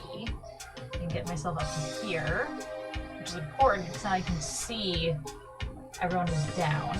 You quietly climb this basalt because next to you, a whole kindergarten of goblins is sleeping. I see both Tonky and Nora are down. Is Nora within 60 feet of me? I think so. It's close. Yeah. Yeah. Yeah? Just barely. Okay. 55 feet away. Yeah, because Ralph is severely biased in this. She'll just like look over and basically scream, "Nora!" and cast healing word upon Nora. Ralph, you can see 2 of your allies are down. And with Tyr, there should be balance in all things, but you tip the scales towards Nora. So, you know, it's fine. This is never gonna have any consequences in my Is life. it my full name, or is it just Nora? How No. many letters are you using for this word? It's just as many letter. It would actually probably be your full name. Brain. 1d4 plus 4. No, I just had a thought of I would probably actually Very do it at second level. So it's 2d4 plus 4. Ralpharig. The full name. Yeah. Which First is and last. the government name. Government name? No. So It's that's, almost the full government name. Norbis. so that's It's Nora Flores. Nora Flores. Brain, math. You can do it. 9 points of healing. It's the full Very name. nice. 9 points of healing. So Nora, from the 1 darkness, point you per can letter. hear your sister's voice, and you are pulled back to this mortal coil. You can see these goblins; their eyes turn to Tuli. They have not yet noticed that you are awake. If you want, you can make a weapon attack against either of the dolls. They're already hurt. They're already hurt. canonically have my dagger out, so is that just an It's an unarmed strike, attack? yeah. Yeah, you can just punch Deals him. no damage for Nora.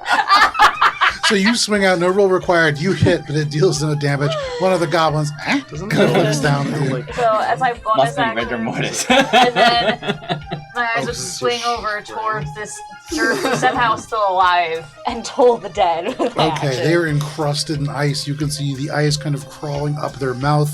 The bell suddenly spectral appears above their head and gone. They need That to make is a wisdom saving throw. wisdom saving throw. That is going to be 18. That does beat it. So unfortunately, nothing happens. This ice encrusts them and cracks around their head, protecting them from this spell. Anything else? That was my bonus action, my action, and my movement. I can't move my thing because I use my bonus action to do something else. Therefore, I'm done. That brings us to Nora.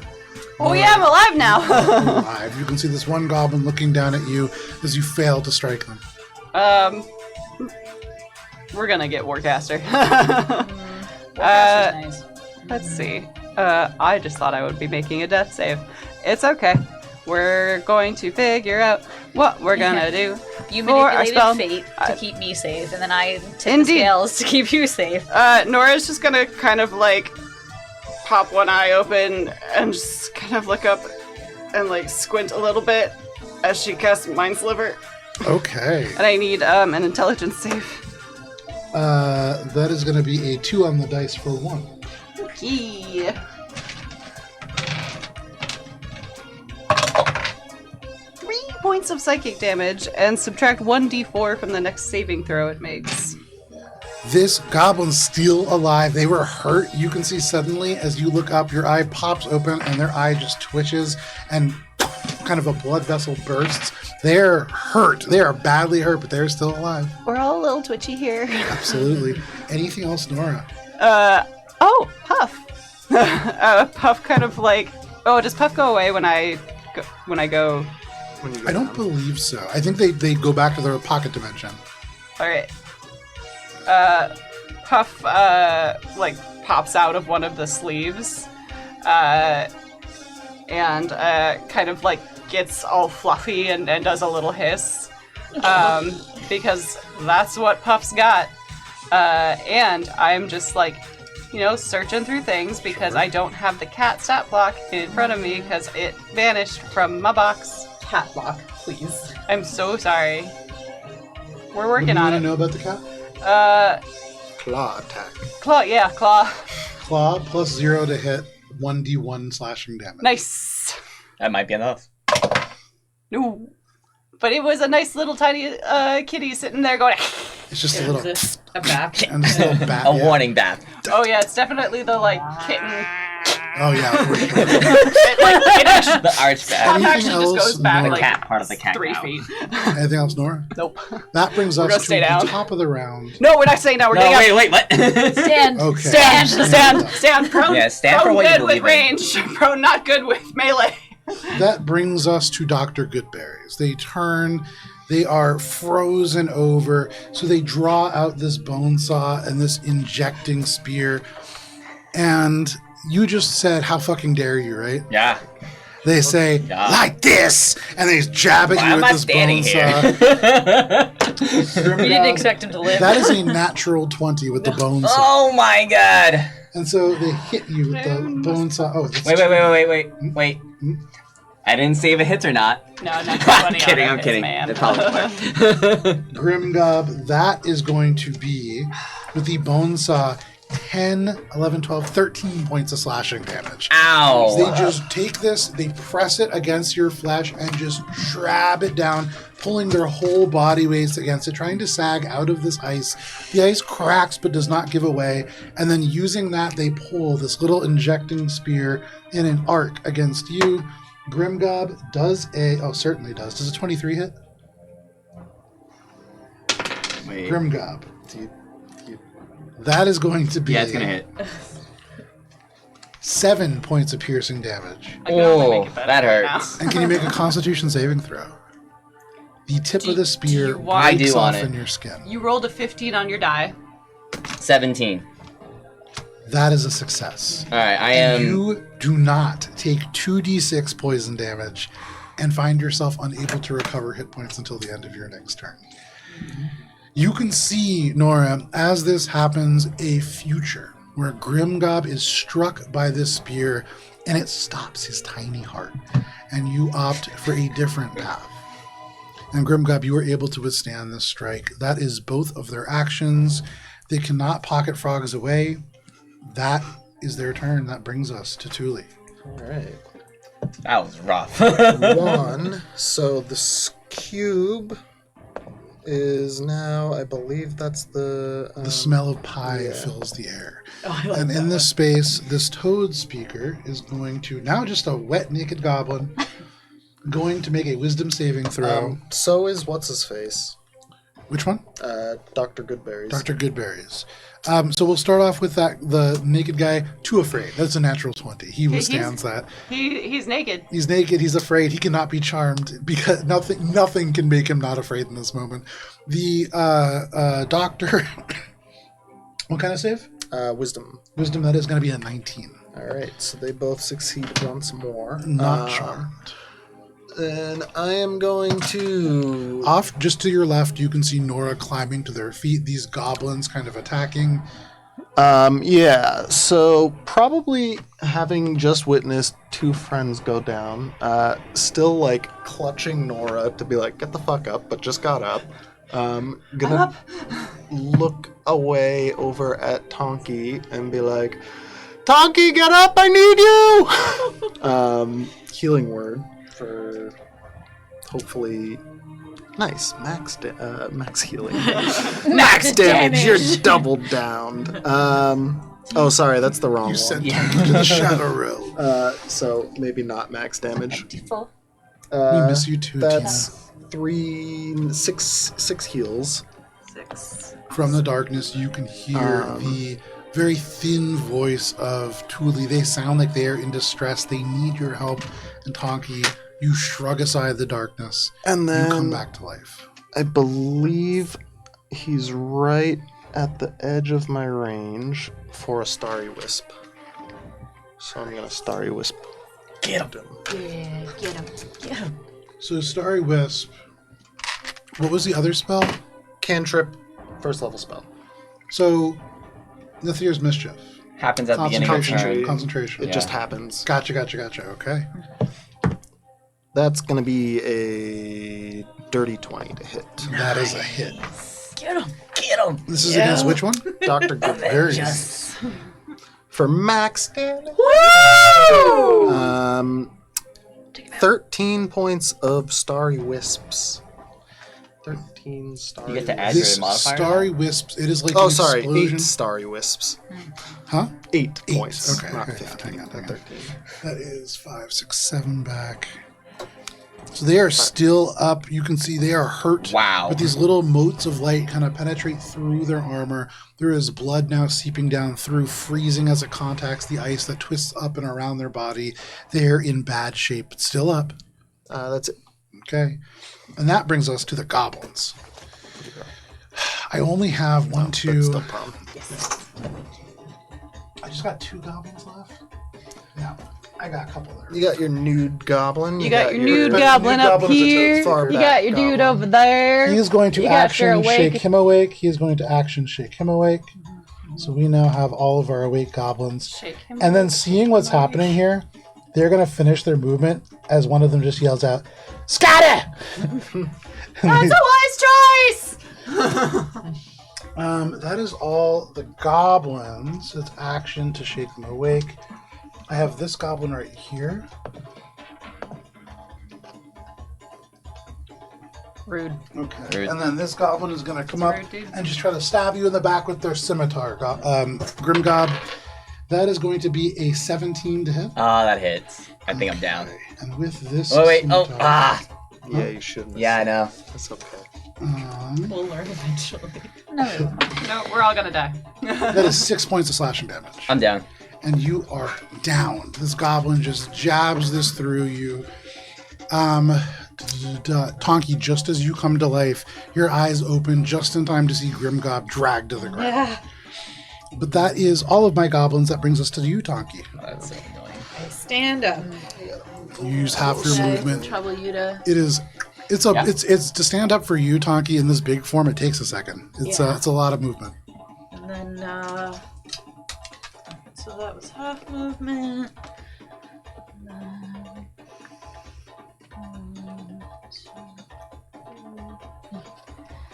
then, cool. I go over there and I'm like, Grimmy, no! And then with my pilgrim's chain, I'm gonna try to hit the guy.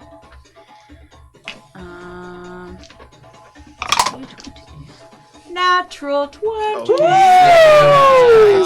As you close in here, Avenge they me. turn their eyes over to you. You can see they bring their weapons to bear. They spread them out like they are going to take you on. Like this is like the God of War cover. And then you swing this thing around. It just immediately around them. How much damage is this? Max damage, so that's 8 points of slashing damage. 8 points of slashing damage. Tonki. Wait, did you double it? And add stuff? Didn't double it because math It's is important. more. It's more than that. Do you need the number? I do. Okay. And there's also the extra for Giant's Might. Okay. Which is also double. Double dice. Right. That's them. 10, 20, 24. With 24. So if you had not done that, they still would have been up. They would have had 2 HP left. Oh, damn. Doubling and adding all of those various modifiers is a pretty significant amount.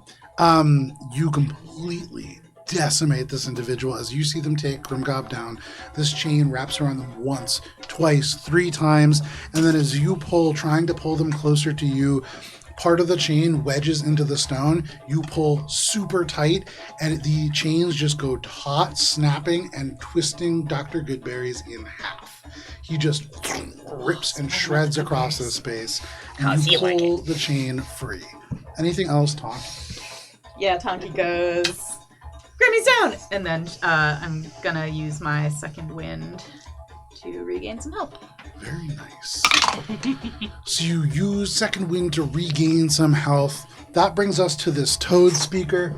I would say Tonki, and actually Ralph, you speak Goblin, so you can hear them just go, oh no. And they're naked. They're afraid.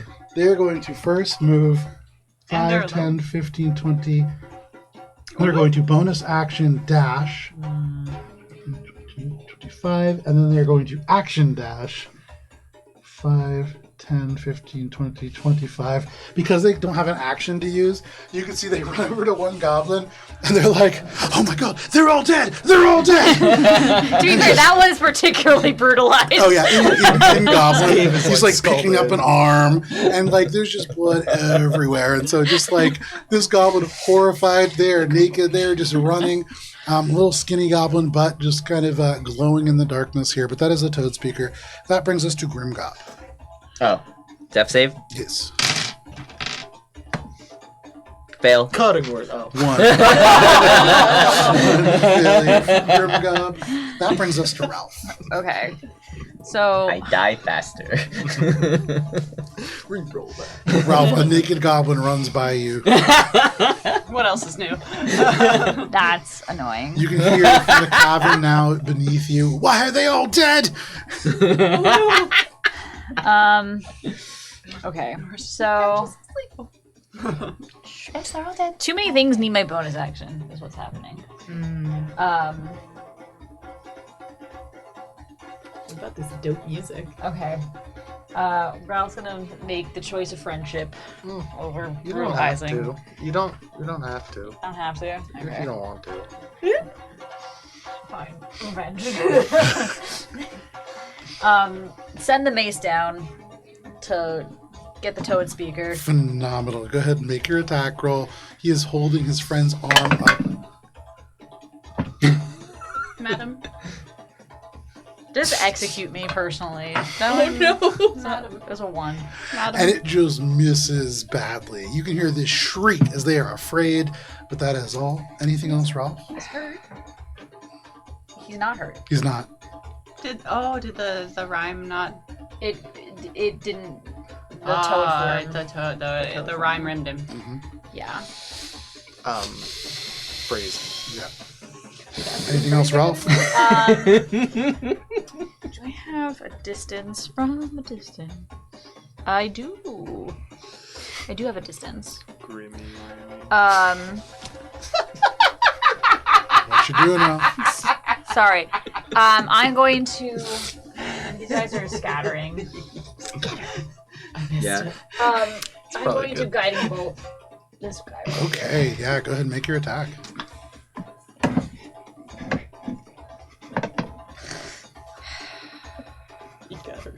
Every single die has rolled terribly. Okay. Okay. 17. That is a hit. Hey. You toss this guiding bolt, and in the darkness of this space, it is just a streak of light.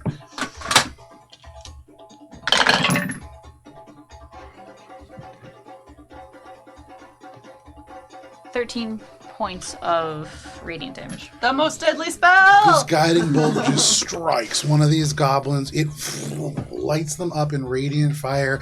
They shriek, just running very much like a stuntman on fire through this cave before striking a bit of stone and going out as they die.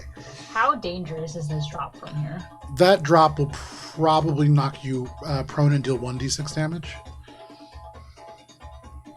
And that deals 0 damage. Sensible stair use. That's it. You run, and then your armored feet just kind of slide on the edge of the stone. You see how far the drop is, and you just climb down the backside. That is your turn. I'm hurt enough where Ralph. 1d6 is Oh, dangerous. for sure. Discovers. That brings us to you, Nora. Nora, as one of these goblins is just blown away with this guiding bolt, you can see this last one now stands menacing in front of you. Reaction to ask him if you just like cat. It's like, do you want to go? So that would be more of like either an intimidation or diplomacy check. Not just like casually, like freely asking. No, free asking is just free asking. Great. If he says no, that's his choice, man. You can see frozen in indecision with that free action ask. I don't feel confident in this, but we'll try it. Are you sure? And then with the pointing finger, Toll the Dead, wisdom save. That is only going to be a 10. Woo! Hey, look at that. That's enough.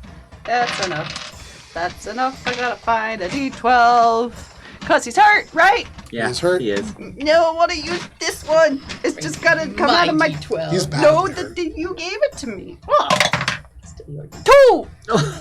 And that is enough. He's hurt, already bloodied. As the bell rings, they just kind of vibrate down to the ground, dropping next to this incinerated, guiding bolted goblin. Anything else, Nora? Sit.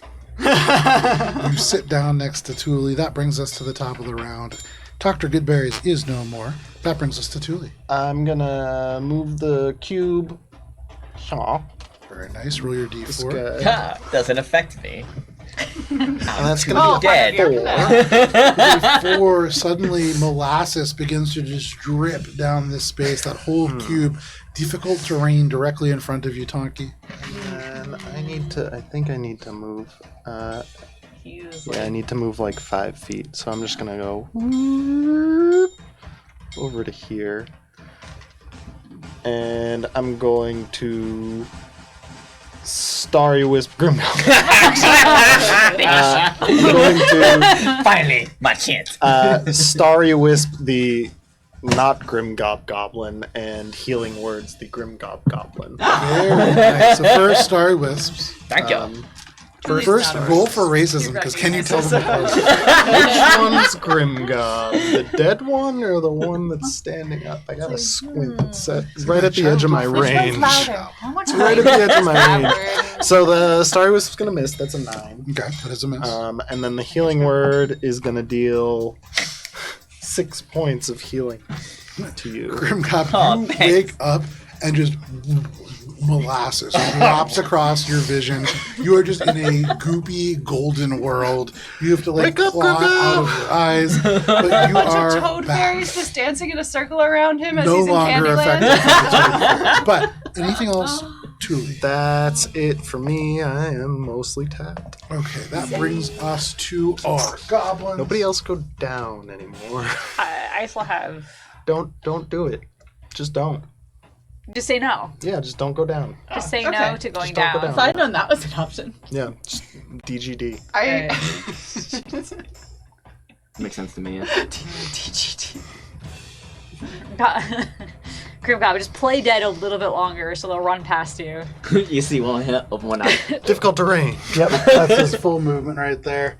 So they all run to the end of this cube with one of them slow motion running and kind of globbing themselves out. They reach you, Tonki, and they swing just as they break free with their scimitar. That is a 23 to hit. Yeah. They strike you, and that is only 7 points of slashing damage. Okay. That brings us over to our group of goblin archers who have now taken position on the other side of this cube. They can see Tonki has risen yet again, unfortunately. We'll do them one at a time. Tonki, the first attack. Gonna be great. That is going to be a 11 to hit. No. Second attack. That is going to be a 7 to hit. No, wait. It's, if This one I can say, right? Yes. Yeah. Okay, no.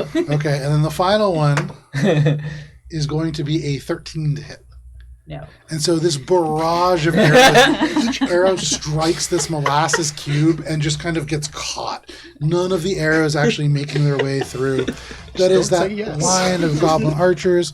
There is one more goblin I forgot about who is fighting with your radiant weapon. Ralph, they're going to turn, seeing the source of the radiant weapon. Naked and afraid. They're oh, he is naked and afeared. Right. Yeah, that's naked and He's going to bonus action disengage. And he is going to just go, oh, shit. And he's going to go 5, 10, 15, 20, 25.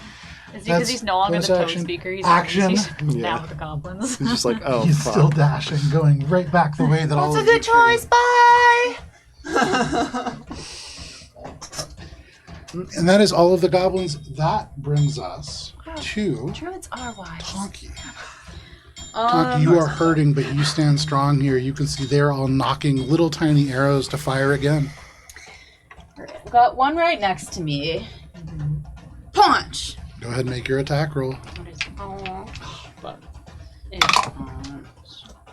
That's gonna be a Pin punch? good. That's a good punch. 22. Yeah, that hits.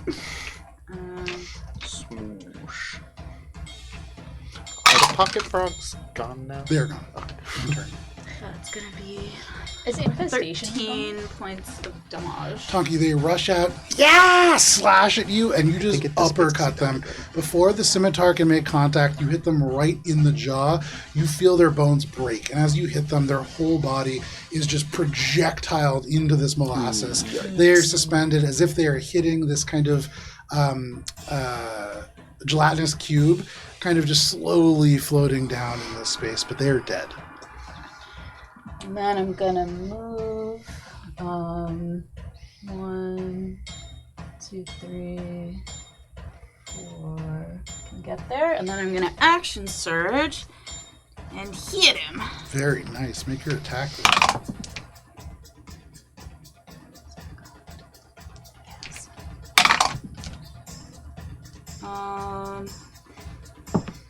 18. 18 is a hit. And that's gonna be 6 points of damage. 6 points of damage. Hurt as this individual is enough to lay them low. You just hit this person, they go flying out into this molasses. You cross the distance, taking a big breath. You raise your hand up and just bring it down like a hammer fist, Donkey Konking them into the ground. Anything else, Tonki? Yeah, I'm gonna point at the last guy and free action go, you next! You can see the ears go down for sure. That is your turn, Tonki. That brings us to the Toad speaker. I already went with them because they're naked and afraid. They're running. That brings us to Grimgop. Let's see. You are now alive but prone and in molasses. Bonus It is- action then. It is half of your distance and then half again because it's difficult terrain to get up. So you have a Quarter movement. that is pretty much your movement. I think you have 5 feet and in difficult terrain. That means you can't move further. All right. Wait. You cannot. Oh, I cannot move. Gotcha. Half your movement speed. Half because you're in difficult terrain to get up. So then it's whatever's left over of a quarter. All right. Have that when you try to move. Oh, then I'll just stay on the ground and be like, and firebolt. It is like you're in a million times gravity. Your arms just pulling it up. You grab it, pull it up. Uniquely qualified. You were able to do this. Make your attack roll. What is this? Firebolt? It's just firebolt. Okay. 15 to hit. That is a hit. Just barely, but that is a hit. 4 fire damage. 4 points of fire damage. It just strikes them. The little bits of armor on fire. Anything else, Grimgum? Let's see. Bonus action, hide in the molasses. Make a stealth check, absolutely. We're not practicing guerrilla warfare. You can see there's a corpse just like slowly dropping down. They're just gonna be. This is almost like a lava lamp of like goblin corpses. As the viscosity changes and it just drips up and down. There's like little goblins that look like they're like a lava lamp. Very much so. 6. 6. You do not feel very hidden. You stand up. Makes sense for an illusion. Yeah, as the molasses bubbles up, it just sight.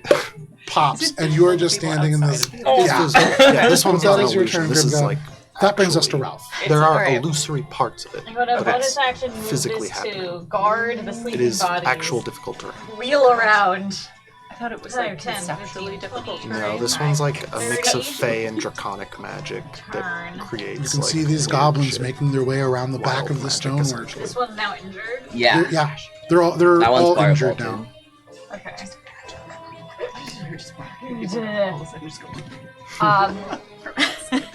In Goblin, she just yells, "You!" and it's a Toll the Dead. Okay, absolutely.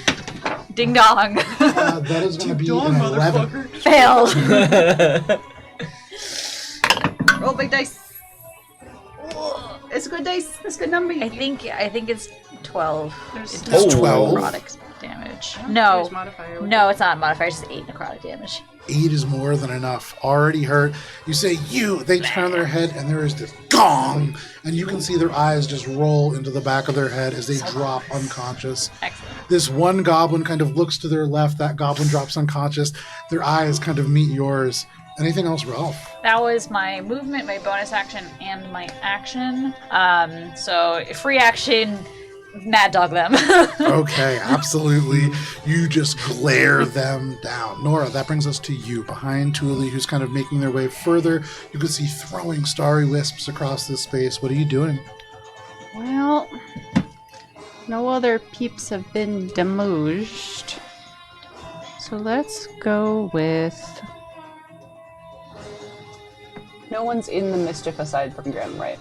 Okay, like there's no one here. Right? Correct. Currently, yeah. Is this a up and over situation? Yeah, or you are can we- just walk over that. 1, 2. Wait. That's 1, 3. 2, 3, 4, 5, 6. Great, we are not within range. For frostbite. And you just see like a little bit of like frost form on her fingers as it goes like.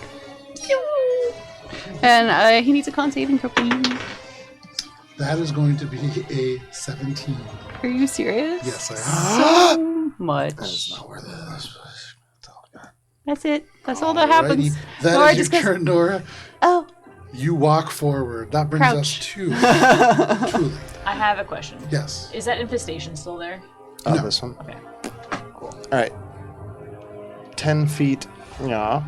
Okay. Roll your d4. Or wait. Yeah, rather. No longer in it. And it's still Ash just like trying molasses. to swim and Okay. So nothing. this difficult terrain, just like a cube turning on its face, just over here. You can see this goblin's eyes go up and they just go, oh no! Slow motion now. They turn, kind of drawing this bow. Sweetest gelatinous. And then I'm gonna make a starry wisp attack at the one that is now in the molasses. Okay, make your attack roll. They're hurt. 18 to hit That is a hit. and 7 points of starries. This hits them directly in the chest. It has to just burn through the molasses itself, but it strikes this goblin.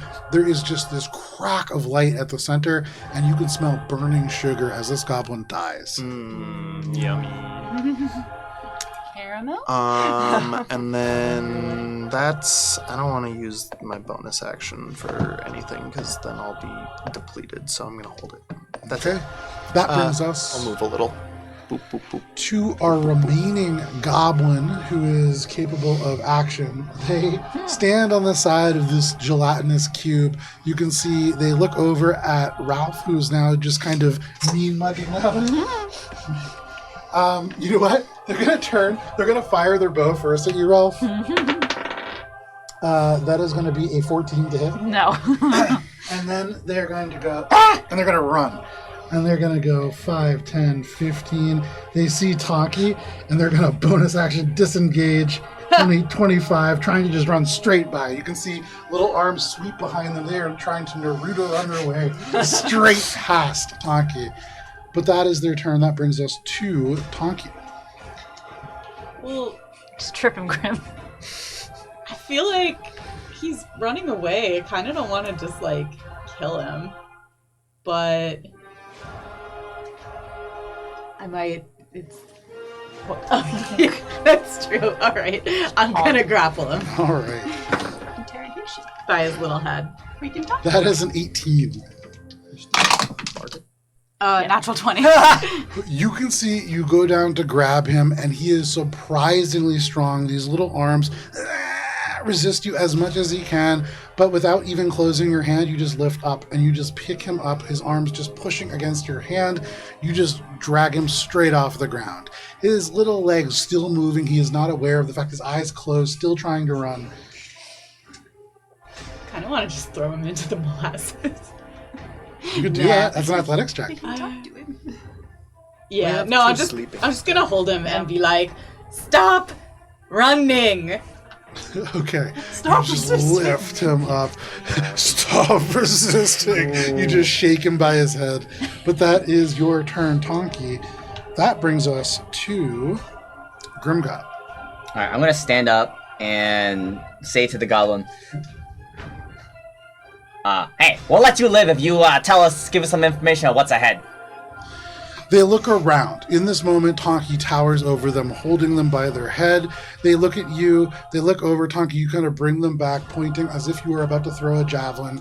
Your She's about to toss pointing you. at this You're gonna go pretty molasses. far. You hear the sound of liquid running. They peed.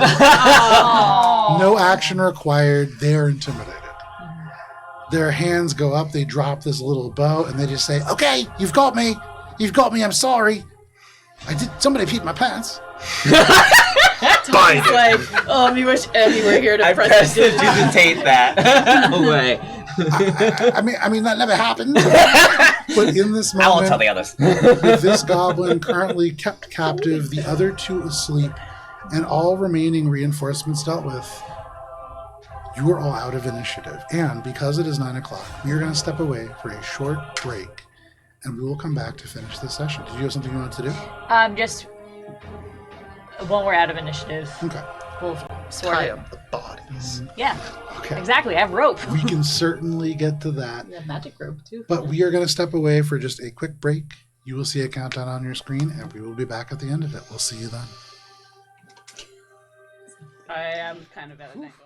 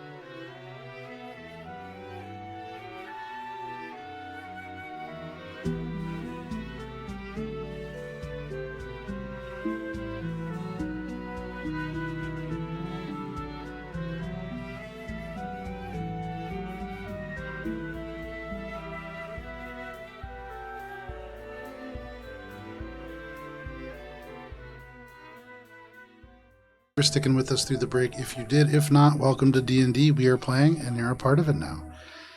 This party has managed to capture the frog spawning pools. You have slain many of the goblins, two now being wrapped up by Ralph, who secures them with some rope. One of these goblins now held aloft by you, Tonki, just kind of ears down. They have peed their pants. It has been prestidigitated. What are you all doing? Is everyone okay? Okay. Me not feeling super awesome, but look, me have new friend. Kind of swinging. If we have 10 minutes, I can help us heal. But regardless, Be good. Me not gonna lie to you, Ralph. Me really need healing. So that sound pretty good. I'm sorry, You think that sound good, little guy? Yeah, I think that. Me too. That the doctor operated on me, and I don't think he was very good at it. all right. I'll set that up. You guys interrogate the little one. Should we tie up Sleepo Boys? Where are you talking about? Oh, Hey, you. What's your name? You can see they look at you. No intimidation check required. They say, it's Roblin. Roblin. the goblin. Roblin Myclaw. Roblin what? Myclaw. You wanna live? Yeah, very much I want to live. Okay. Just tell us what's up ahead, and we'll let you live. So, who's Jasper the Red? Let's start with that. Why are you here if you don't know Jasper?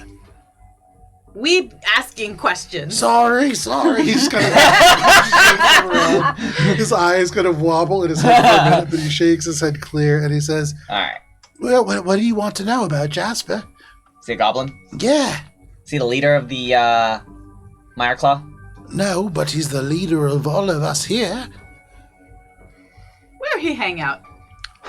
They point, and like their arm, as they like spin in your hand, they have to continue to adjust, but certainly done. Donkey kind of moves him until the arm is straight. How many guys he got in there with him? Yeah, what's the Red Guard? The Red Guard are his honor guard. There's 6 of them, and a toad speaker besides. They're doing terrible things to the Kenku. The Kenku? The Kenku, yes, they captured him, found him wandering in the Underdark. They found a Kenku? Well, they found 3 different people, but the Kenku's still alive. Huh. Can I go? No. They ever come out here? Anybody gonna come through here in the next hour? I don't know what that is. But there Anybody isn't gonna another- come through here? Not immediately. Not at least for... They kind of like are trying to look around. 4 minutes. And then they see this corpse by your feet and they go, oh, Timothy's the only one that can tell time. We got things like crusty eye or whatever, scabby eyes, and now we have Well, Timothy. some of those are And nicknames. And Roblin. Some of them are formal goblin names. But there is a group that should be coming along sometime tonight or tomorrow. And maybe some of the junk boys might come to clean up a bit. Which direction would they be coming from? They point past the direction that all of you came from. Okay. Anybody got These- any questions for friend Roblin? Where do you... Are they talking in Goblin or Common? Goblin. But she just said that in common. I don't know. I don't know what you've already asked. Usual stuff. Who up ahead, whether he got friends, whether anyone come in. Should we ask about toads and where they are? Oh, yes. Yeah, where do you take these eggs? When they're from these spawning pools? What do you mean? Where do they come from? No, like Where will they go? Where will they come from? So I would have to ask Cotton Eye Joe when you killed him. Cotton Eye Joe's the only one that knows. No, you say you're saying sorry. Where do they come from? Where are they going? No, like, do the eggs hatch here, or do you take them somewhere else before Yes, they hatch? they hatch here. What do you do with them when they hatch? They're distributed amongst the Myclaw scouts and some of the Toad Riders, and to other people who might make use of them. The ones that are stunted go off for food, obviously. But we're maybe 10 days away from the next hatching. How come there's no toads here? Just eggs. Well, the Toadtriach, she lays them all. Where's the Toadtriach? They point, as they like spin, they point again in the same direction as Jasper the Red. And they say, Jasper keeps her secret, keeps her squirreled away in the deepest cavern. He's the only one allowed down there. It's just him and her. And goblins that go down against his wishes, they don't come back. This Jasper, he got weaknesses? What? He weak to this? She shakes him a little bit. He shakes his head immediately and goes, no. Jasper, he's blessed by the god. He is immortal. You cannot defeat Jasper. I don't know what you think you might be able to do, but it's hopeless. Hey, who told you he immortal? Was it him? Yeah? Does he have any proof? Like any items or anything that proves that he was blessed? Yes. he can light himself on fire and be unscathed. So can I. I know her, but He can emit powerful beams of fire from his eyes. Me think that pretty metal. It's just goblin skin, I think, but he might have some metal on him. Come to think of it, he didn't have those abilities until he had those bracelets. Interesting. Do you think Jasper's been lying? Would he have reason to lie, you think? No, probably not. He's our leader. He's a good guy. Yeah, I'm sure he's not lying. Yeah. It looks like you're mistreating these toads, though. What do you think about the way you treat the toads? Oh, it's not great. Yeah, it's horrible. But, I mean, it's sort of what we need to do. You know, the toads, they won't listen to reason. They're not going to do all this on their own accord. You know how many toads are willing to be food? 0. I guess that makes sense. If you've got a better solution, I'm all for it, but we can't really farm in the basin. It's all mud. What if I told you?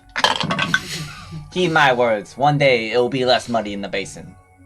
What are they saying? I don't know. It like always rains. You know, the only thing that they say about the basin is you can expect rain in the basin. I'm gonna stop it. Don't worry. Yeah. I'm sorry. Yeah, has it been 10 So you all think that you're coming here to stop a god, and then after that you're going to stop the weather. Tonky at that is going to turn to the group and be like, guys, you won't believe this guy think that there a god in there. But also, we gonna have to change the weather. I don't speak goblin. Oh, me sorry. And she starts to do her best to recap. So holding him out to describe his god? Gurmy still. Because the last time that the goblins talked about a god, it probably wasn't. So this probably isn't. Well, then there was the other god. Right. Me think he's But just I a think- guy with magic bracelets.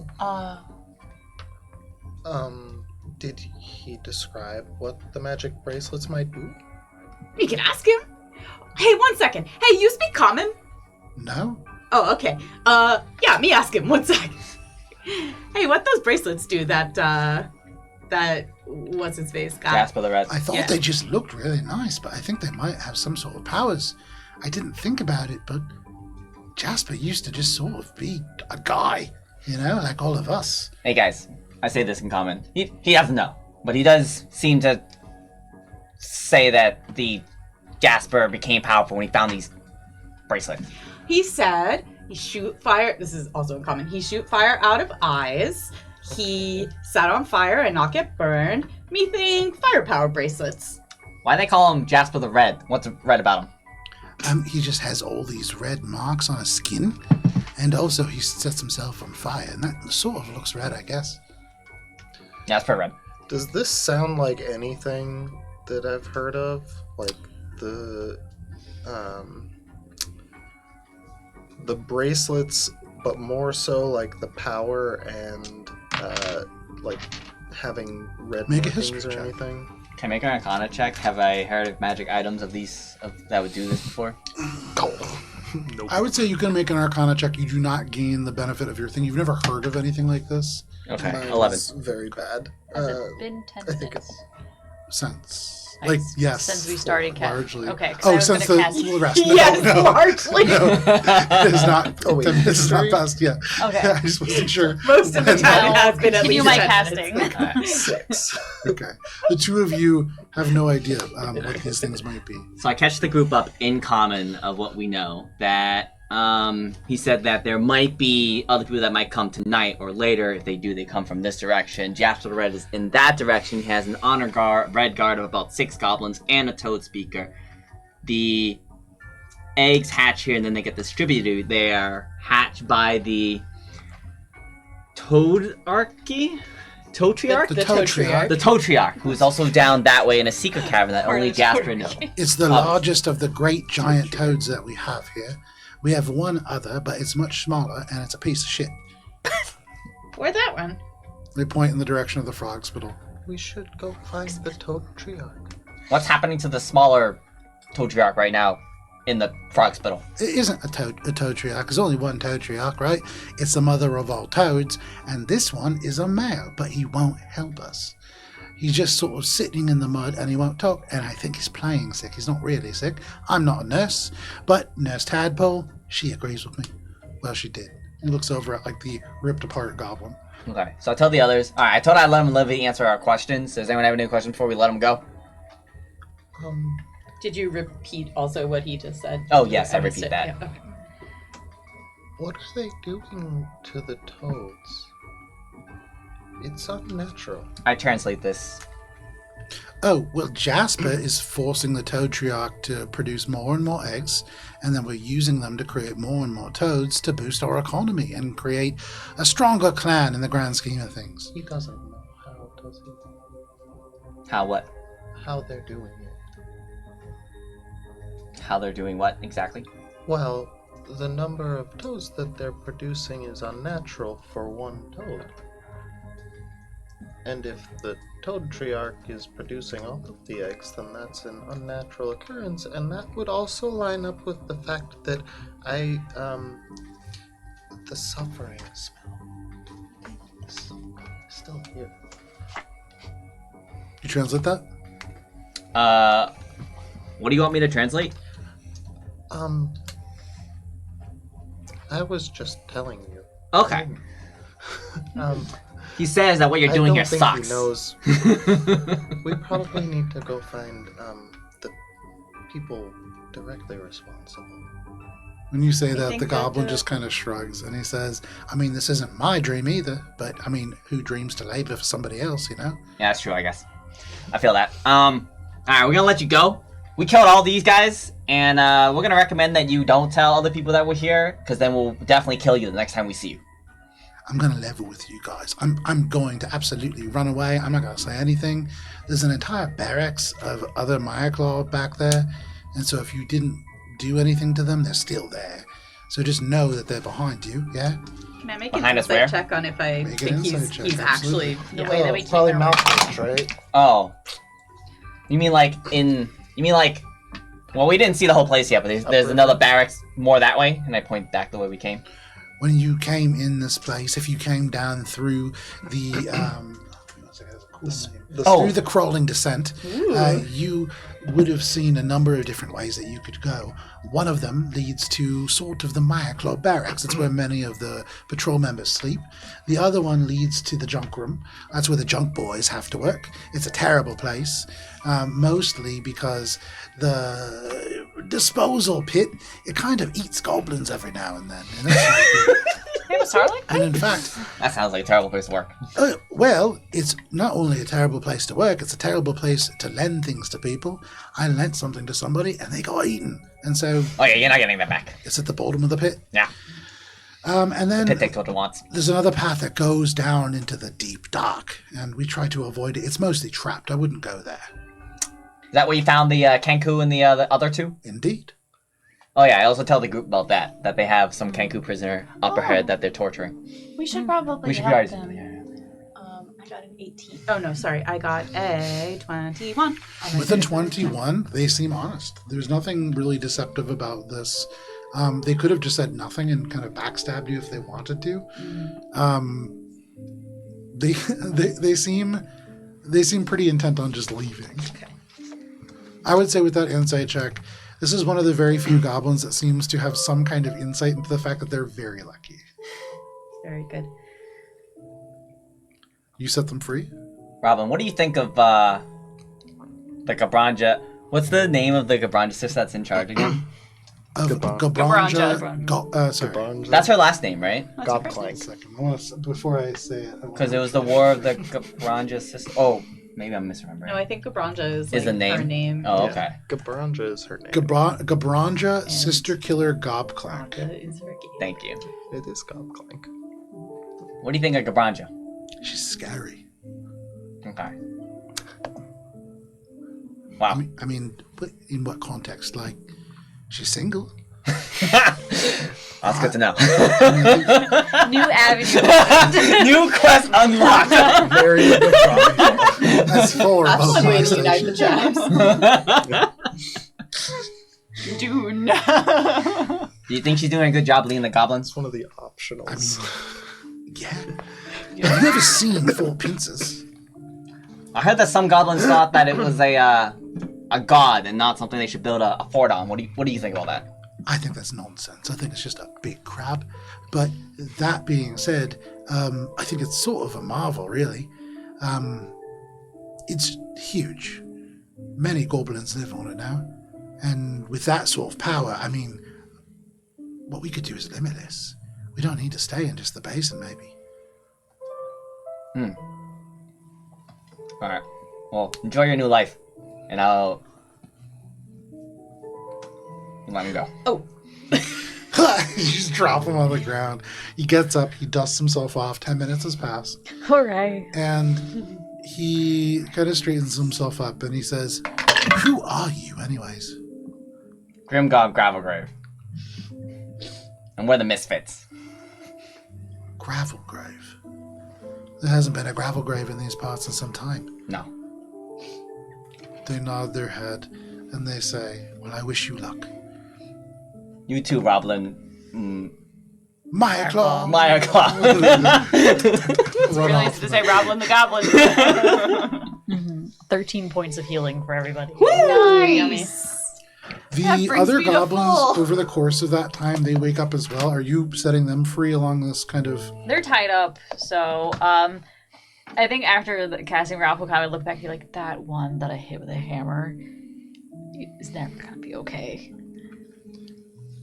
The other one is just sleeping. Heal him, maybe. You can see their eyes are like open, but like no movement happening. We're talking like permanent, beyond our ability to heal levels of damage. I would like to go and find the Toadtriach. Yeah, but what do we do with these two? I'd say we just let them go.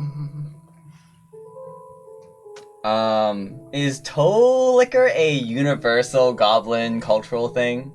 I remember that from the last campaign. I don't know if it was that specific. It isn't. So no. So every, I'm trying to remember exactly the name for it, but every goblin tribe, there is the lowest ranking member of the tribe, and they get a bad nickname that usually has to do with the task that they are forced to do.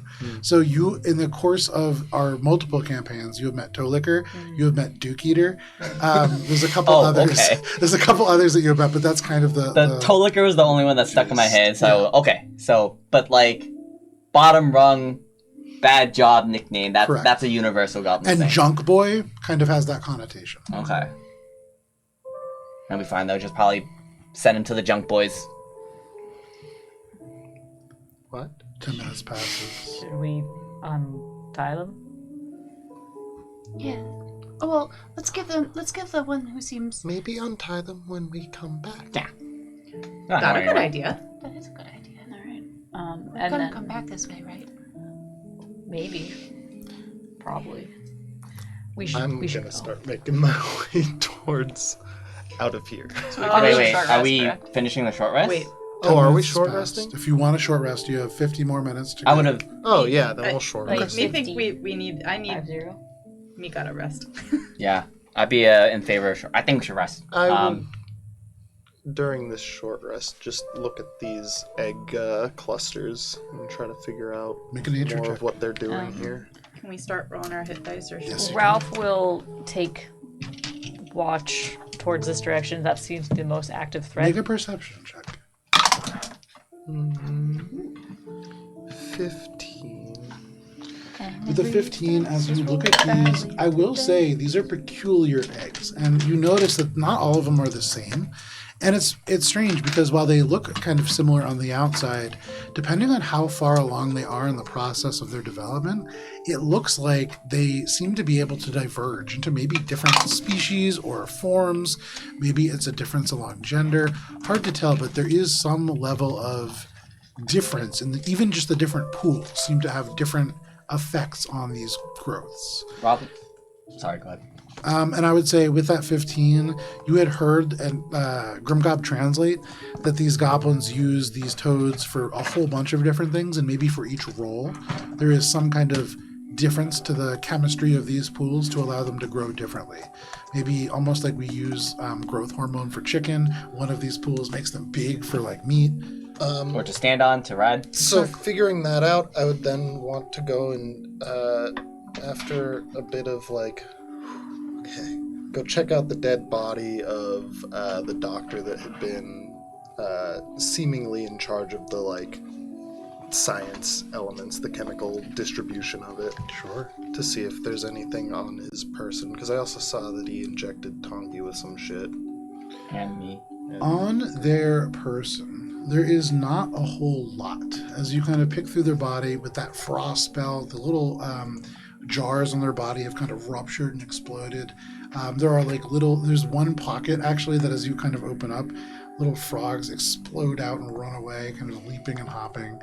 The final pocket frogs. Be free. But Like Rose running after a bunch outside of that, not a lot. But as you make your way towards the edge, kind of looking around the space, as your allies rest, you do peer down this left path. And maybe 80 feet down, you can see the rushes have been thrown along the mud to make it a little bit more stable. And there is maybe a 30 by 30 space at the end. You can see one of the very few places that has light. A single lantern blows here. You can smell hay coming from this pathway. Make a perception check, Thule.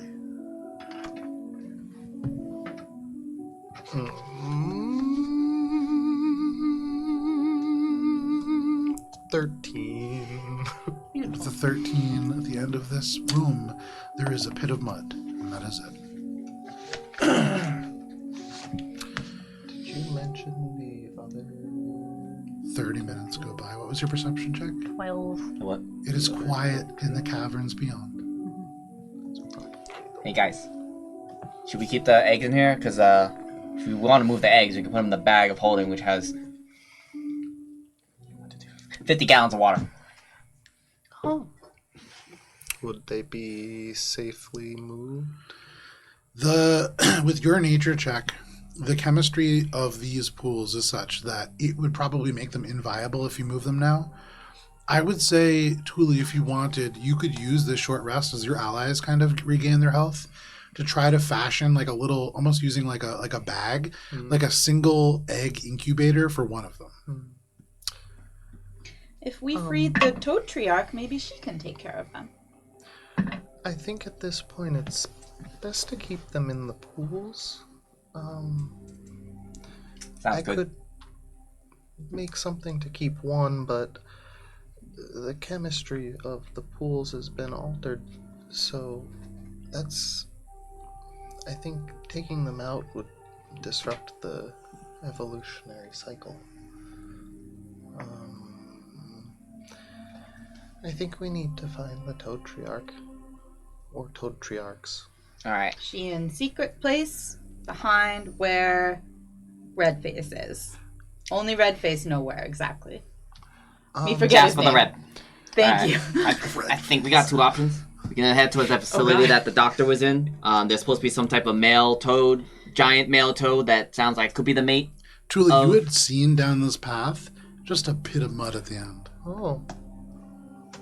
That the mate, he mentioned like there was some giant male frog that wasn't helping them or something, but maybe you could talk to him and get a little bit more information. Either way, there probably isn't anything to fight that way, but that way is definitely the Red Guard and Jasper the Red and the Toad Speaker with some Cancun prisoner and also some Toadtriach down another secret path, but we'll probably have to kill all of them to get to that, so... There was Those a are mud options. pit down there. That's probably where the other Toadtriach is, although I didn't see anyone. Oh, he's probably hiding in the mud. I think there's only one Toadtriach, but it could be worth to speak to the other large toad to see if maybe they know something that we don't, if they're so upset. Yeah. I like that. They could tell us probably what's happening. Might even be willing to fight with us. You think that good first step? Gonna start making our way down that Wait, mud did the path? short rest resolve? The short rest has resolved. Okay, thank you. You can mark off your Yay. hit dice. It has successfully Think I passed. get Ralph, you feedback notice there. no kind of foot traffic. I I will say, for those of you keeping track, at the end of that, it's probably about 10 a.m., so still early in the morning. Okay. Oh yeah, if it's still morning, they said they're gonna come tonight, and so hopefully we caught them at the beginning of the watch. Are you making your way down the left path? Yes. Towards the frog spittle. Towards the frog spittle. You walk down the left path where it want there to be a evens frog out. spittle. You enter this space that Thule had seen previously, a 30 by 30 space that has been cleared, just stone littered with these rushes that gives the whole space a hay smell. You can see a table now that you've entered the room off and to the left. There is some rusty medical-looking tools and a rack laden with a series of different bottles loaded with strange things. You can see that there are 4 stools that are kind of sized for goblins, one of which has kind of been knocked over in these goblins' rush to attend to the doctor. And then past the stone and the thrush floor, you can see the floor disappears down into a big, bubbling, muddy pool. As you get closer, Thule, anybody with a passive perception above a 15 would note there are 2 large black eyes that peer out just from above this mud. Oh, there he is. I spend the requisite 11 minutes to ritually cast Speak with Animals. So all of a sudden, a little thin bit of music begins to play as Thule begins to play this song, and you know what Thule is doing. Is there anything that you were all doing during this 11 minutes? Yeah, just I start looked the room. playing. Just start playing for 11 minutes of Toad So this Make an isn't the animal room. handling check for free. Toad jams. This isn't the room with the kangaroo then. No, Correct. You see no kangaroo. no, the Kanku will be down that way with the red guard and the Jasper the red. This is just Aminal handling. frog spittle / big male frog. Ambable As far as we're aware. 19. But I loot the room Okay. while he's casting that. I'm Make an gonna just, investigation check. I'm gonna keep watch. I think Ralph would just be eyeing all the bottles on the 18. wall. Okay.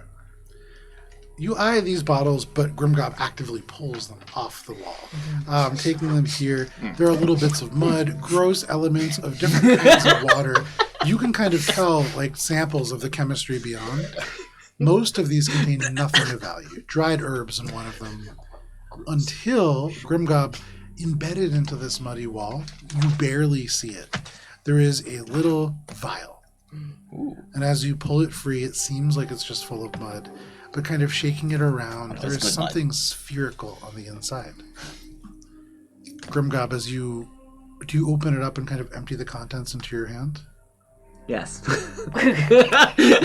Now I This do. cork opens, you dump this out, and as the mud sifts through your fingers, remaining in the palm of your hand is a pearl.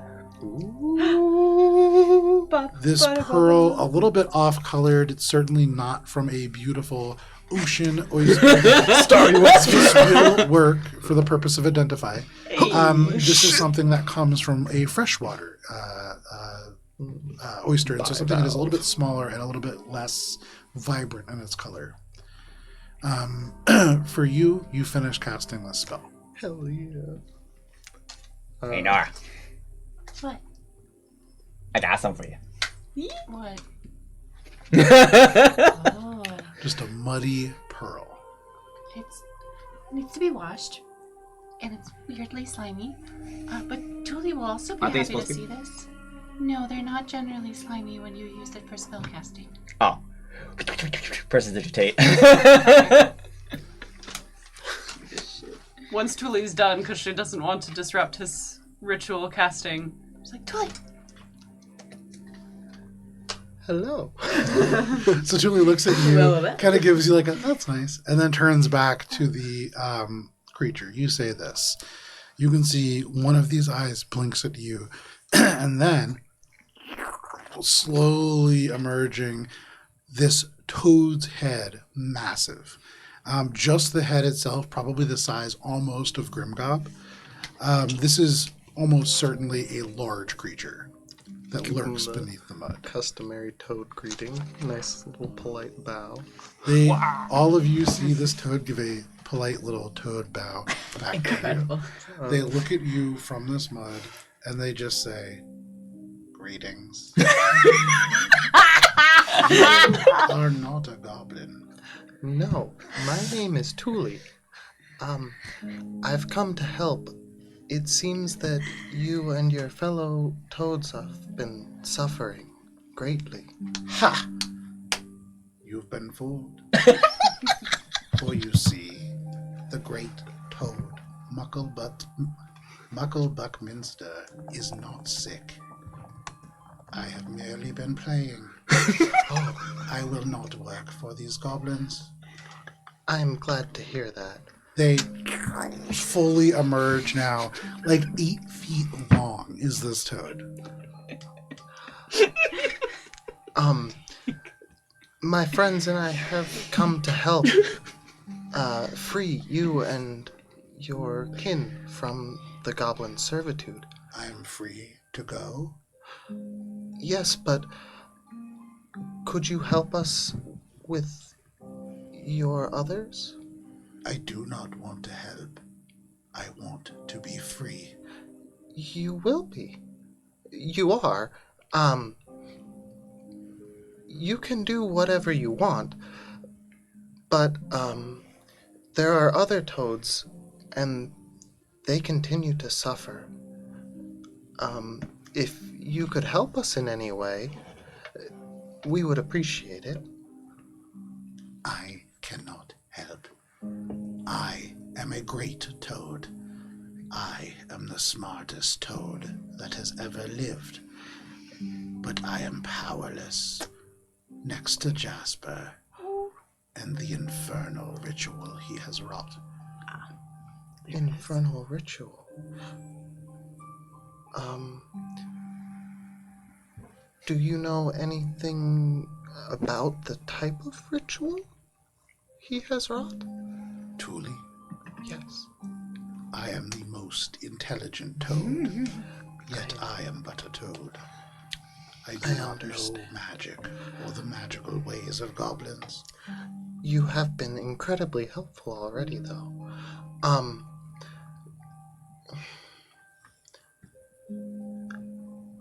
I think there's more that you can do to help. I don't know how exactly, but I understand feeling powerless. I think despite that, you can keep trying and something will work out. We're here now too, so maybe we can help you do more than what you thought you could.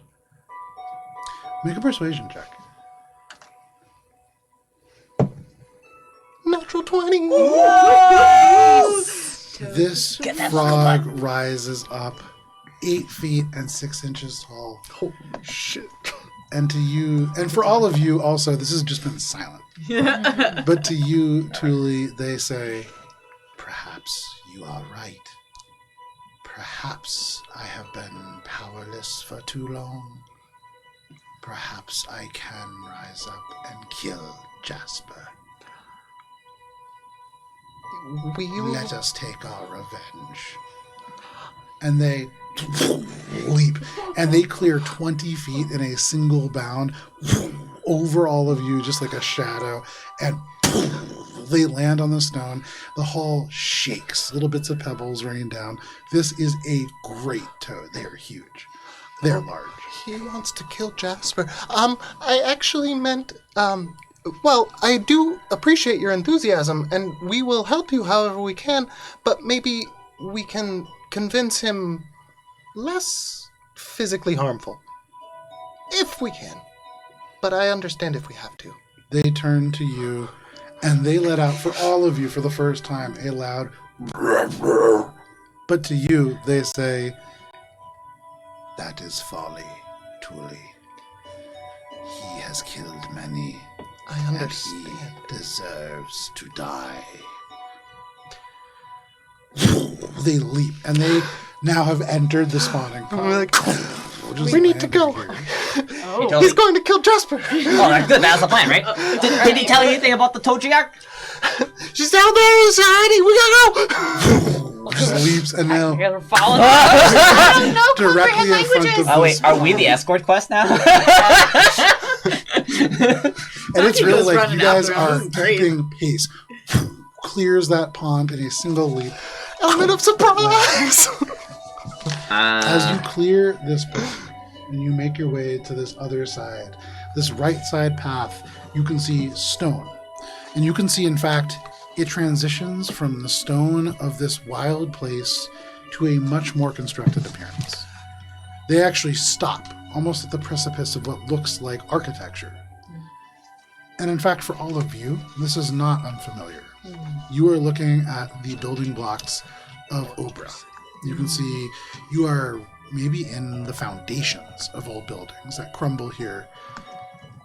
And amongst these bits of brick and broken wall, you can see tiny goblin charms hang everywhere here from hempen ropes, woven of jungle vines. You can see little bits of wood and bone and cloth that bring back to mind that place with the passion fruit vines weaving overhead, but this place much less friendly. You can see little sneering faces, little cloth dolls with their heads twisted almost off, kind of rattling in the ambient airflow here. This would be hard to move through silently. You are looking at a place that would be difficult to sneak on, but luckily, you don't need to worry about that. As this toad leaps, tearing charms off, there is a cacophony of rattling as it slams again down into this rectangular hall. You can hear what was immediately like the howling of goblin laughter in the distance suddenly grow quiet. You can hear shh, shh, shh, shh. And you can hear also from this distance this, "Help me!" It's the king. Are you all making your way? Yeah. The frog. As we're leaps. running, I want to be telling everyone about the infernal part of Jasper's Overarching abilities. narration. Jasper's got some sort of infernal ritual that he did.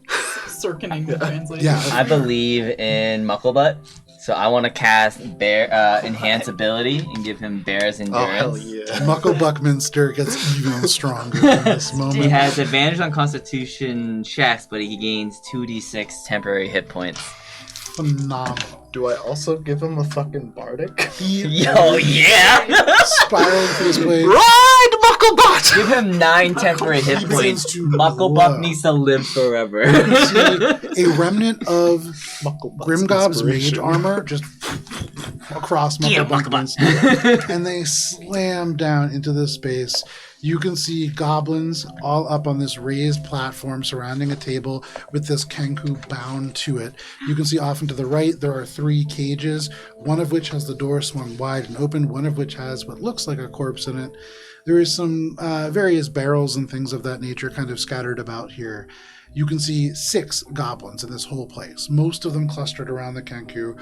One of them has just stood up from a little stool by the far door. One of them had been sitting on a little element of a crate, and they are now standing as well.